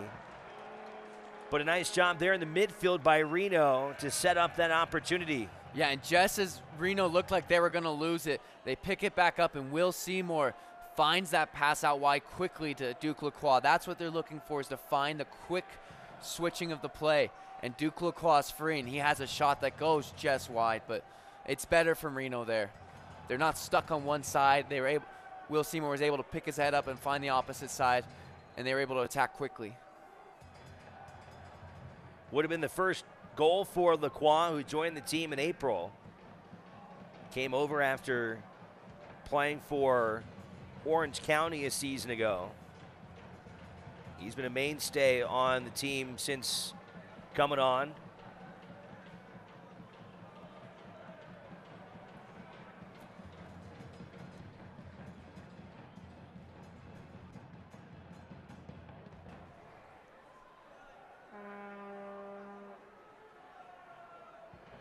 Manley with the cross, finds Mendiola. Now it's Alvarez. Avila.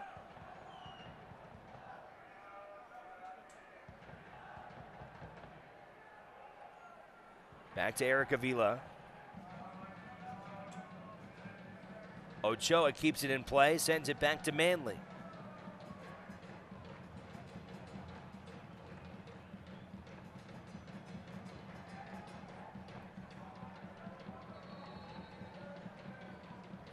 Looks like Las Vegas is poised for a substitution. Omar Salgado, who has been one of their top offensive players. The Texas native comes on, and he will take over for Juan Carlos Garcia.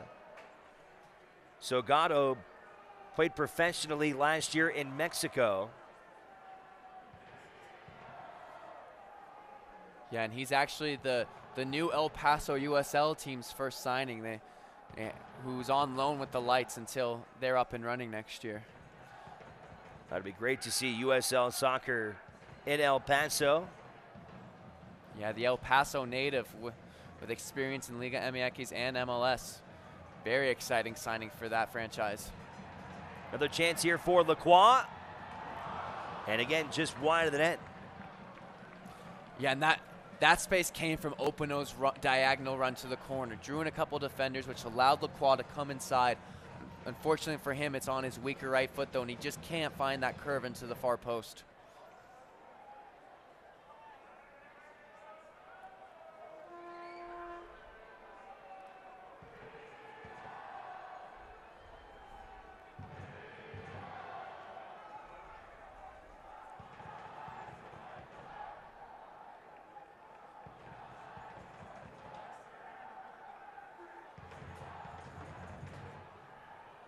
Some jostling here at midfield.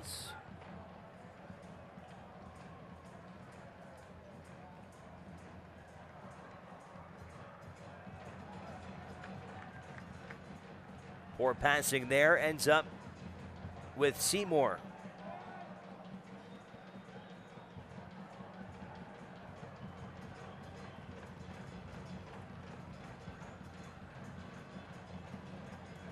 Reno wants to regroup here.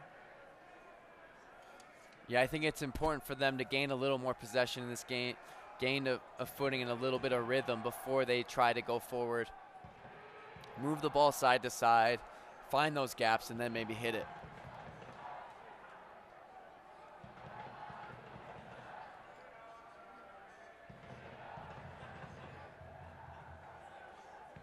Here's Salgado, who just checked in.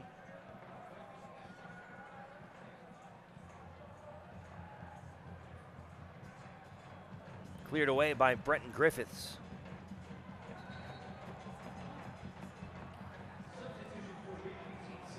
And I think I was expecting this change around the 60-minute mark. Jerry Van Aveck's going to be coming out for the 16-year-old Gilbert Fuentes, who was brilliant on Saturday.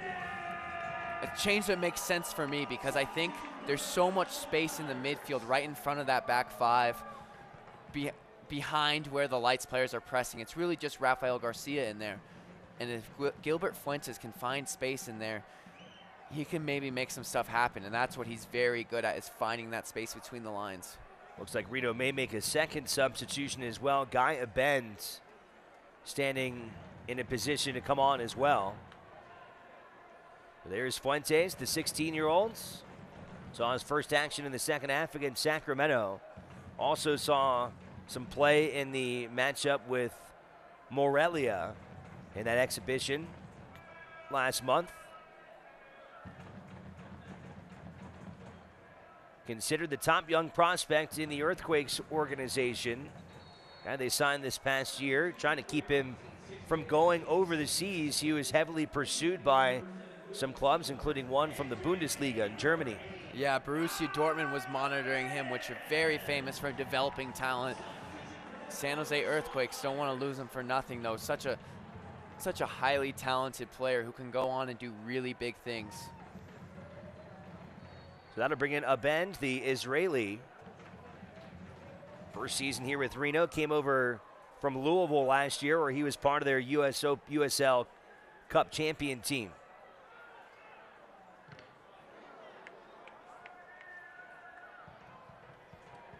Nice win there from Seth Kasimpli. Over to Brian Brown. Brown won't give up on it. He's shoved down from behind. That's a whistle. It might be a card, too. Yeah, and unnecessary from Garcia because both him, Mendiola, and Avila were all around the ball. They were going to win that. But just the unnecessary shove allows Reno a free kick in a good position. Osmanovic, you can tell he was thinking about it. Does not pull out the yellow, though. We've not seen a card yet in this game tonight. Here's Seth Kasimpli, 2 goals and 2 assists on the year.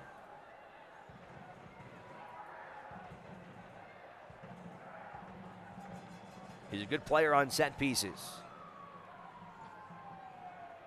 Yeah, this will be a chance for Reno to have a set piece of their own. Brenton Griffiths lurking in that far post. And headed out of trouble by Wiki.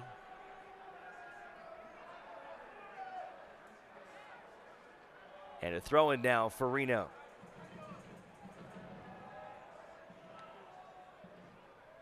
Get it to Lacroix.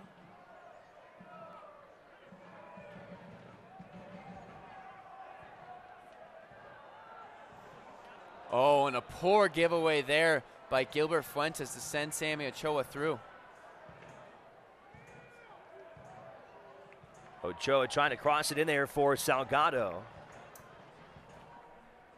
Now it's Garcia. Over to Manley.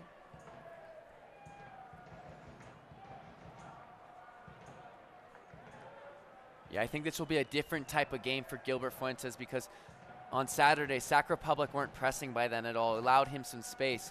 But Lights are going to squeeze him every chance they get tight to him. He's going to have to learn, maybe play a little bit differently than Saturday.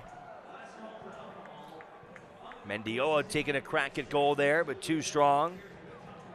Yeah, you know Mendiola's good at cutting in from the right-hand side on his left foot. Just hasn't been able to find his shooting boots today. That's his 3rd or 4th that's gone over the crossbar.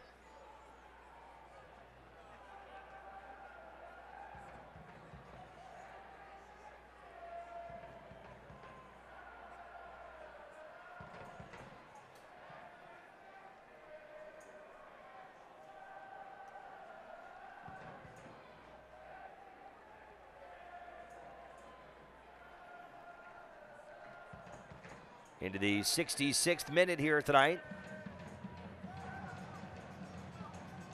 1-1 in this Silver State Cup matchup between Reno and Las Vegas. Little nutmeg there from Brown, and a whistle comes out again from Elvis Osmanovic. And now it looks like a card is coming out. Yeah, definitely a card there. Just impeding of the play. No attempt at the ball. Just stops the run in behind. Herrera will go into the book, rightly so.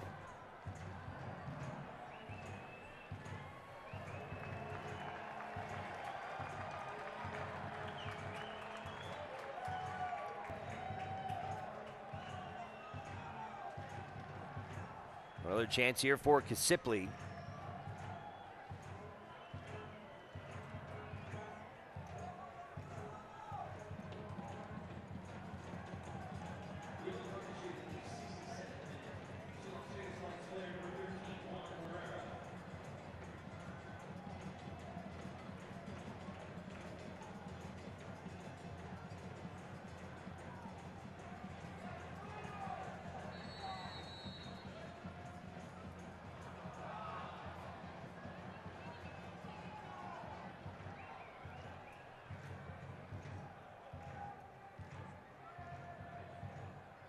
Reno electing to try and spread it around here instead of going for the set piece or the aerial play. And Brown frustrated there.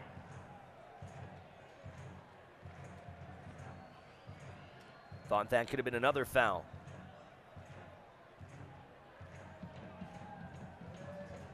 Antoine Opino. And he's shoved down. Yeah, I think Garcia will go into the book as well after this. Opino does really well to get past him with a little step over, and Garcia just hauls him down.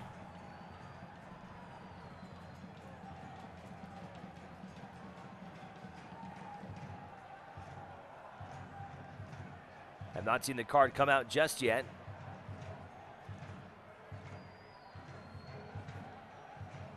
But I think you're right. I think that certainly could have been a spot for another yellow.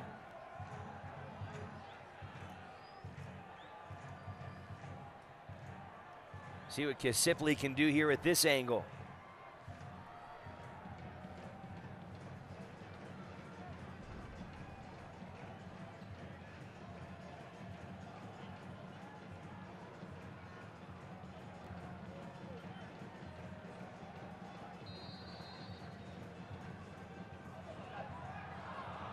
Really well done by Ferrino.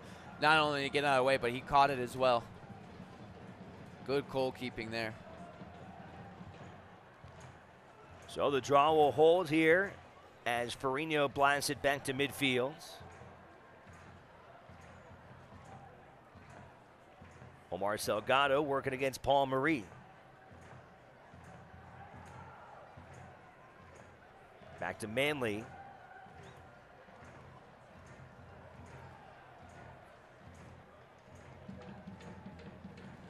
All the way back to Garduño.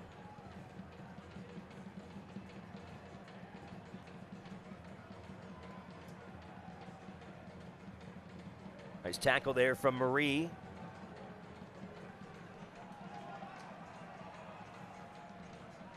Fuentes trying to spring Antoine Opino that time. A little bit too strong, though. Yeah, and I think he could have just kept on carrying it.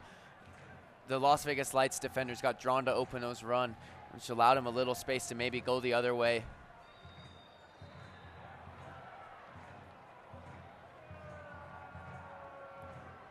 And now a yellow card comes out against Reno.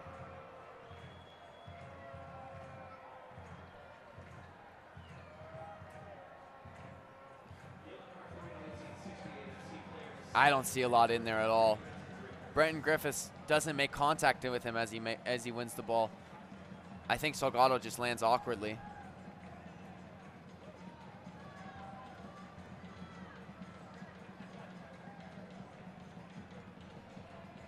So it's been a busy night for Las Vegas trainer Corey Jeffries.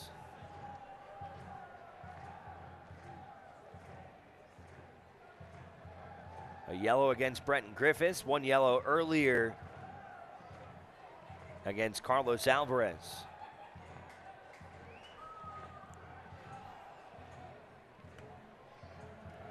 And it appears as if the Lights will make a substitution here.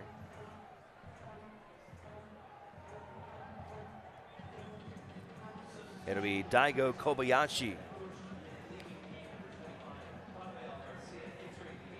Will come on for Rafael Garcia.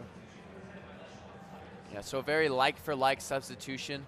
I think Garcia might be the more aggressive of the two, but they're both center mids who are comfortable on the ball, comfortable doing the work, and can find a pass as well.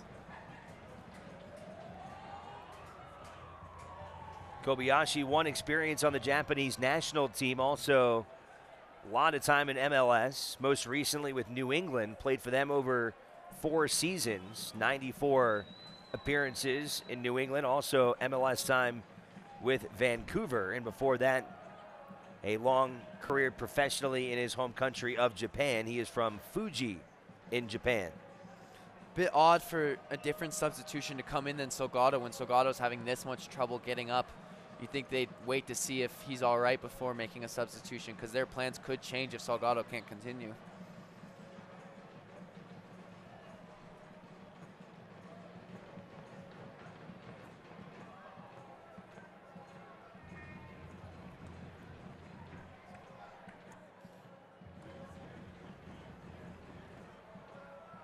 Fans, you can get an inside look at life on and off the field from a player's perspective every Wednesday evening in the latest edition of From the Pitch.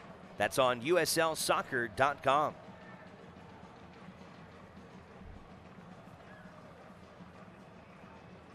Still checking on the condition here of Rafael Garcia. Or Omar Salgado. Of Salgado. It looks like he's able to get up now.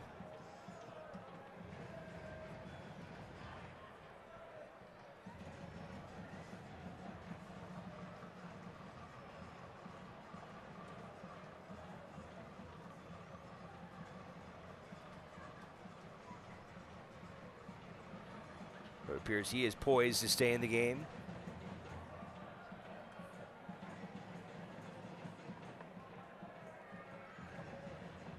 When we resume, it'll be a set piece for Las Vegas and a chance for them to take their first lead of the night.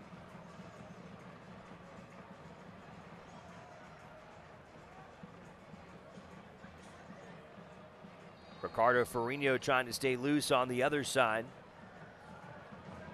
as that one goes to Marcinkowski, and he will easily take it.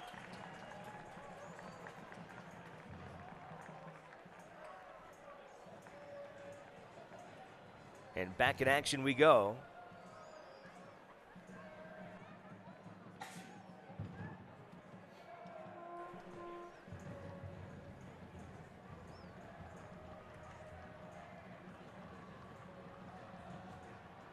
Openo trying to break through. Won't get a whistle. That is a whistle, though.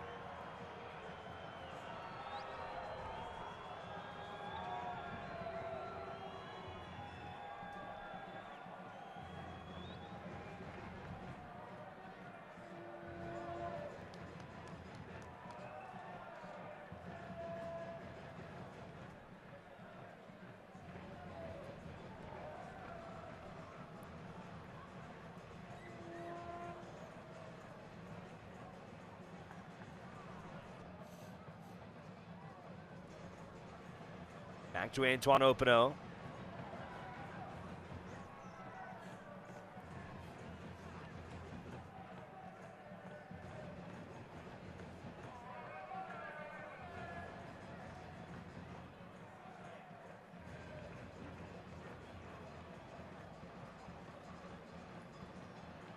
Nice little touch there from Fuentes. I think Fuentes is starting to get in the game a little more after a rough start. Here we see him pick up a good pocket of space. Does well to hold possession there, but then knocked out of play. And it'll be a throw in now for Manley.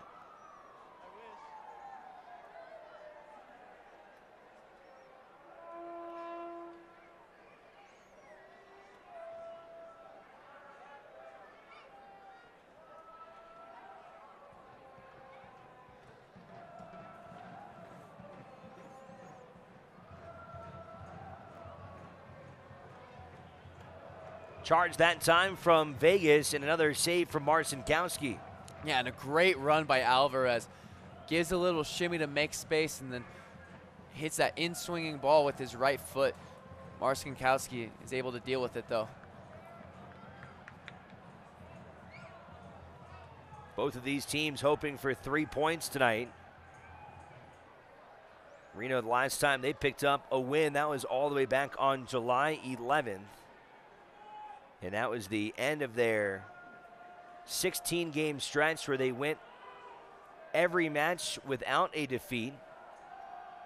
After a slow start to the season, that helped get them back into the mix. Same thing for Las Vegas. They have not won since early July as well.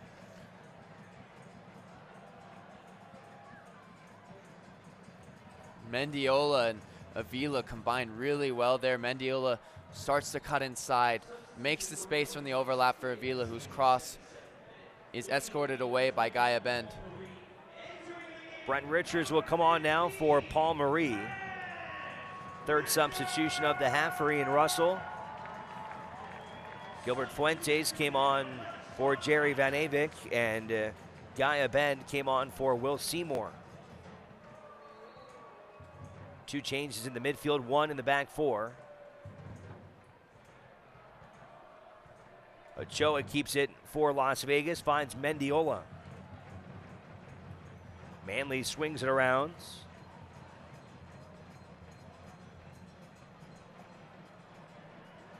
Back to Openo at midfield.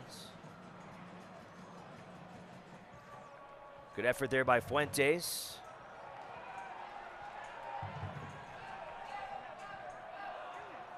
Brown gets broken up.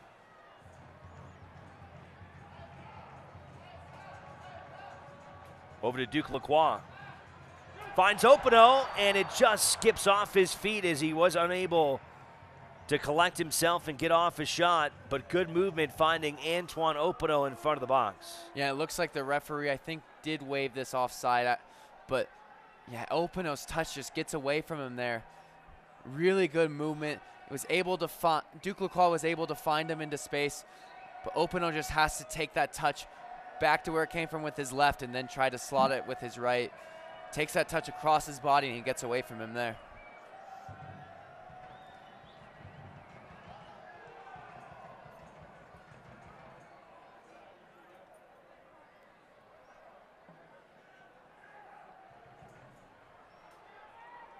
Jordan Morrell wearing the captain's armband here tonight, making his 12th start of the year, his 40th during his time here in Reno.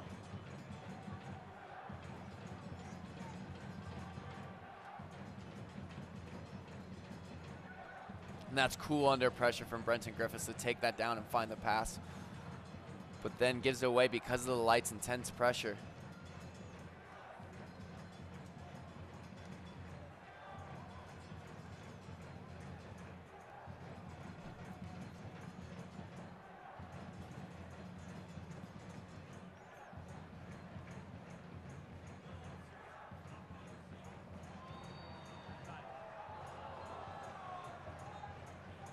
Whistle goes against Las Vegas as Mendiola takes a crack off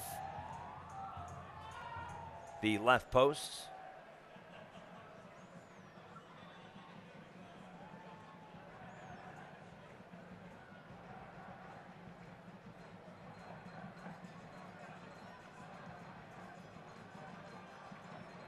A run from Gaia Bend trying to find Brown.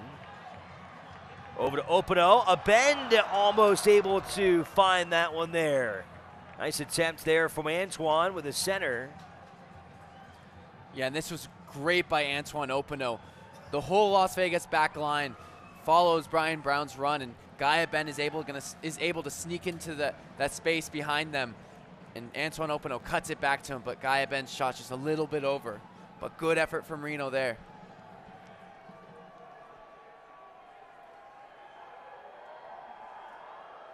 Final 9 minutes of regulation. Can somebody take the late advantage? Las Vegas had a 2-1 advantage in his stoppage time in Fresno, only to see Fresno score in the waning seconds of stoppage time to find a 2-2 final. Reno's had their fair share of heartbreak as well this year, namely that stoppage time goal from St. Louis, which ended that 16-game unbeaten streak back in late July.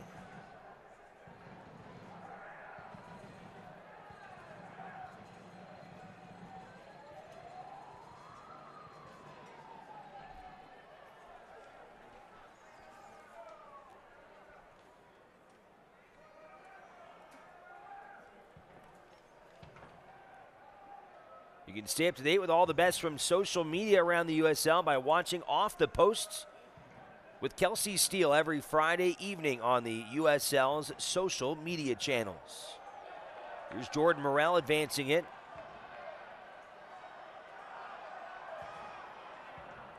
Trying to get it in there for Duke Lacroix. And Jordan Morel does so well to flick it over Avila's head and drive towards the Las Vegas defense, but just final ball is lacking a little bit. I think he got caught in two minds between Brown and Lacroix's run. Numbers here for Las Vegas. Manley working in front of Richards takes a crack at it, and Marcinkowski again up to the challenge.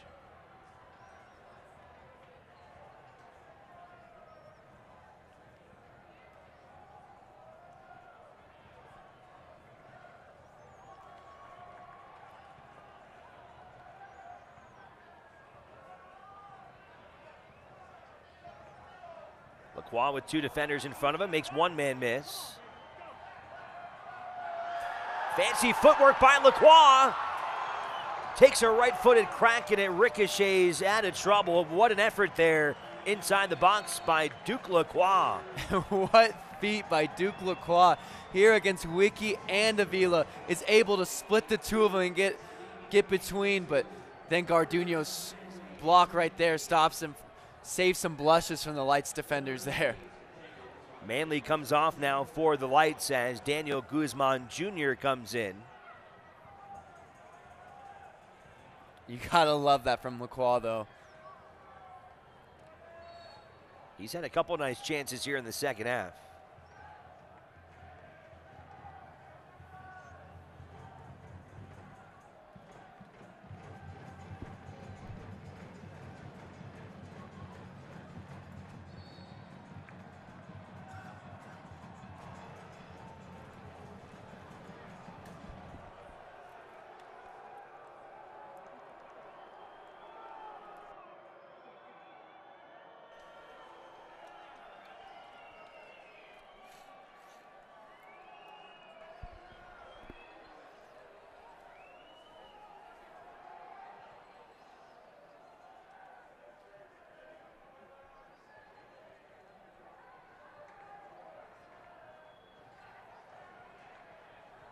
Good patience here by Las Vegas. Trying to find Ochoa.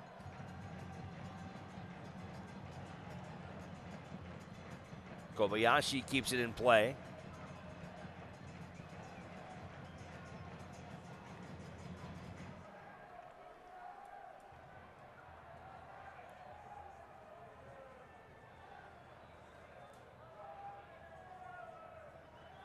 And it's Morel who heads it out of play. Throw will be from Avila in the absence of Manley, who is taken out. Seen him on most of the throw-ins tonight.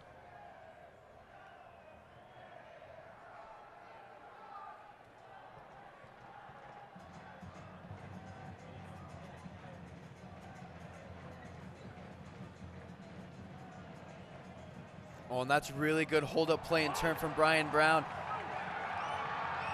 Brown trying to spring Lacroix and Ferrigno way outside the box. That's what Ferrigno does so well. It looked like Reno was through. It looked like Duke Lacroix was gone. And Ferrigno with a huge stop off his line. He's just unwilling at letting somebody come at him with that kind of space. I mean, it's so important because he restricts the chance from even happening in the first place. Here's Antoine Opano now. 4 minutes of regulation to play. And he's shoved down from behind. And will not get a whistle. Lacroix being tugged on by the jersey. And that will get a whistle.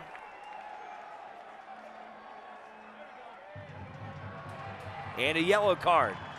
The second for Las Vegas here in the half. Yeah, and Avila's all over him, pulling the jersey. You almost want the referee to go back and give a yellow after giving advantage, though, because Duke Lacroix was able to wiggle away and run at the Las Vegas defense.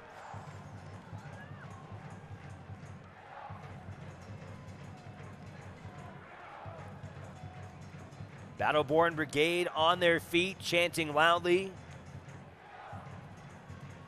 Hoping for the advantage here as Seth Kasimpli sets up here in the 88th.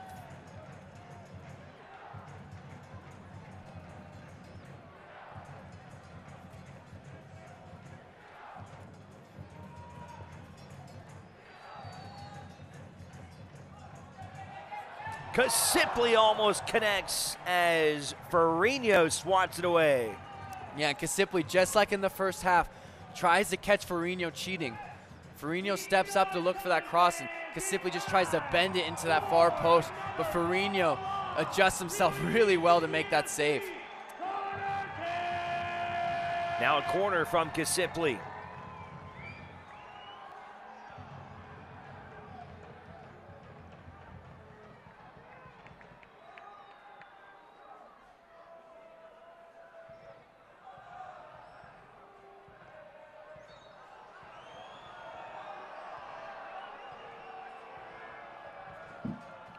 Whistle against Reno. Avila will start it back up. And I imagine we could see another lengthy stoppage after we saw 4 in the first half. After that long stop with the injury earlier for Las Vegas in Omar Salgado, who eventually got up and stayed in the game.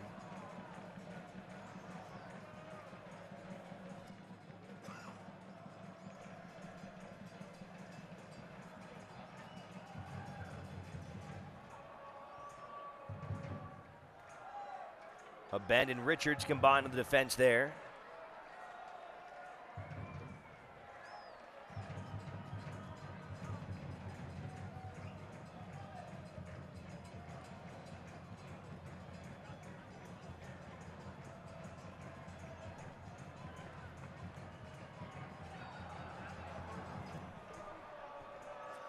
Yeah, I think the referee's got that one right. I think Brian Brown just tries to push Wiki off instead of going for the ball there. It's slight, but it's still a foul in my opinion.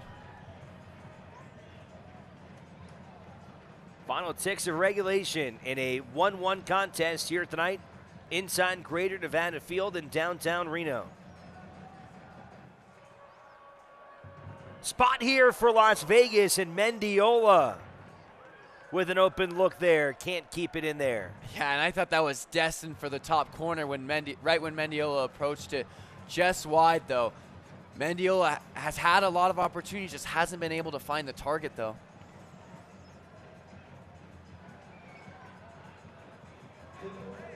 And 4 more minutes of stoppage as we kind of expected. Can one of these two teams come away with 3 points and also take the edge in the Silver State Cup?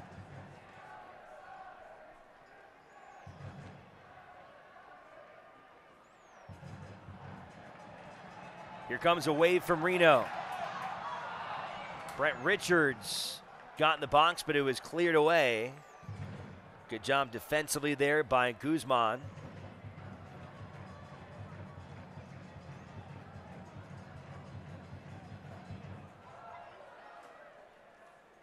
Richards on the throw.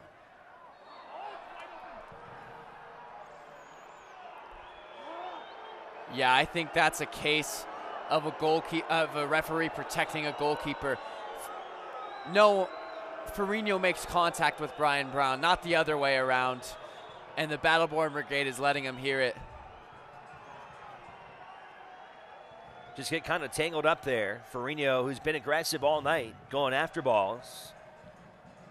Almost overextended there with Antoine Openo free behind him. Yeah, he could have been caught making a mistake there going for that ball.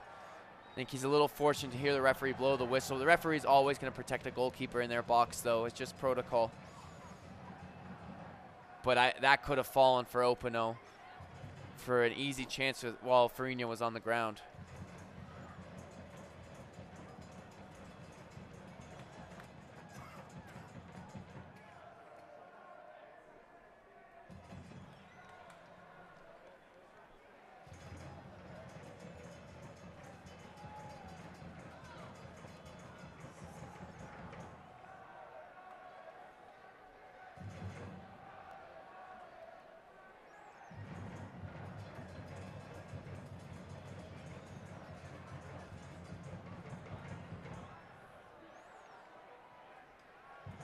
Janjigian heads it out of trouble.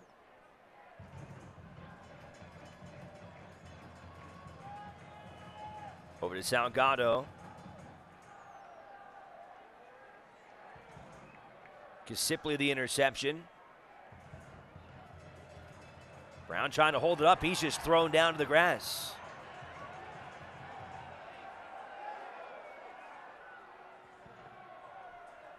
Yeah, I think that could have been a yellow for Wiki there, which would have made number 12 for the season.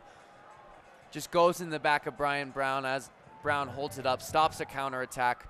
Professional foul there, should be a yellow.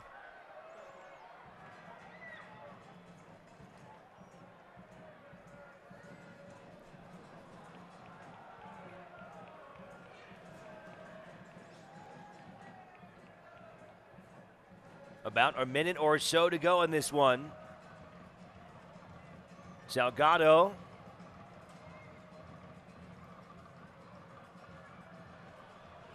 Fuentes trying to find Brown.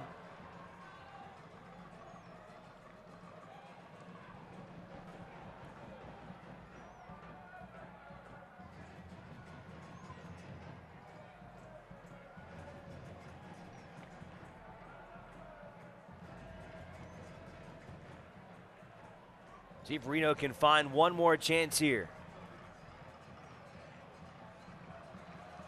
Brown will cross it to Lacroix. Can't quite control it though. Is there enough time here? A bend?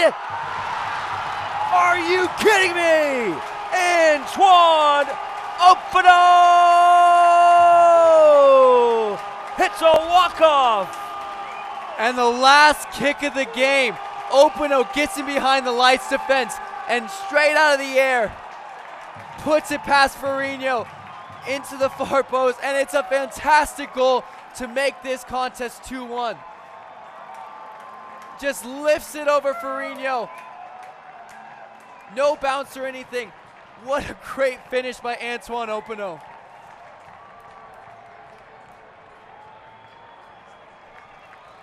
And that is your final score here tonight in downtown Reno. Oh my. Openo times his run so well here. Guy Benajé is able to slip it behind, and Openo just tracks it over his shoulder and puts it away.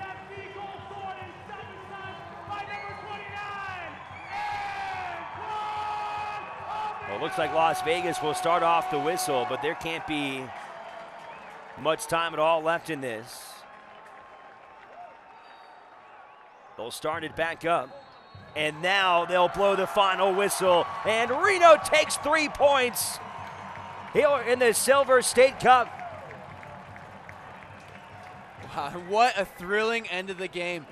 The second half seemed like Lights were in control for such large stretches of the game, but then out of nowhere, Antoine Openo with such a fantastic finish to put the advantage towards Reno in the Silver State Cup.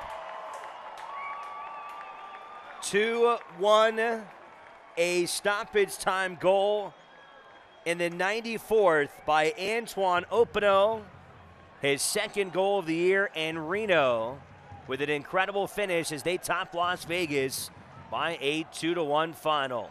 We'll take a break, come back at the highlights of this one. A night to remember here in downtown Reno. The first matchup between these two rivals in the Silver State here inside Greater Nevada Field, and it's 1868 who are the victors.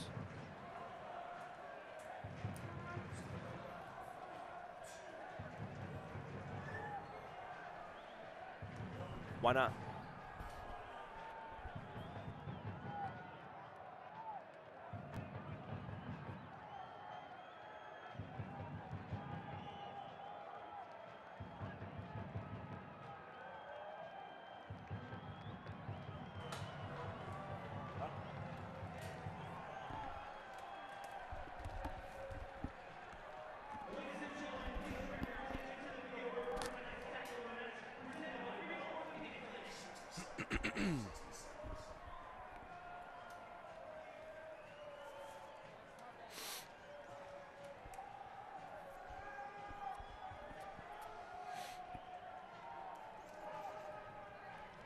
All right.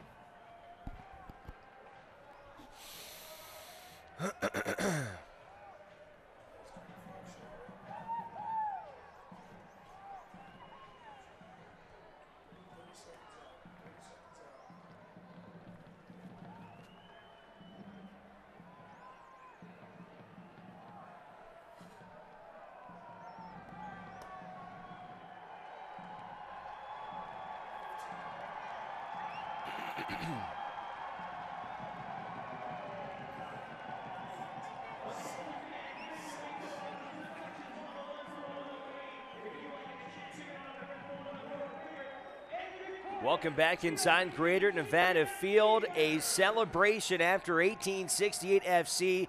A wild finish as they will top Las Vegas in what was just a dramatic game here tonight. As we welcome you back inside the broadcast booth alongside Colin Tabor. I'm Alex Margulies, and Colin, I tell you what, it comes down to the final seconds, and Antoine Opino, who has been such an incredible player these last two seasons, what a fantastic goal to send this team to victory. Yeah, Antoine Opino, the last kick of the game, with such a great finish to give Reno 3 points. Really just heartbreak for Las Vegas Lights, though. The second time in a week they've conceded in stoppage time. And for large periods of the game, they looked pretty good.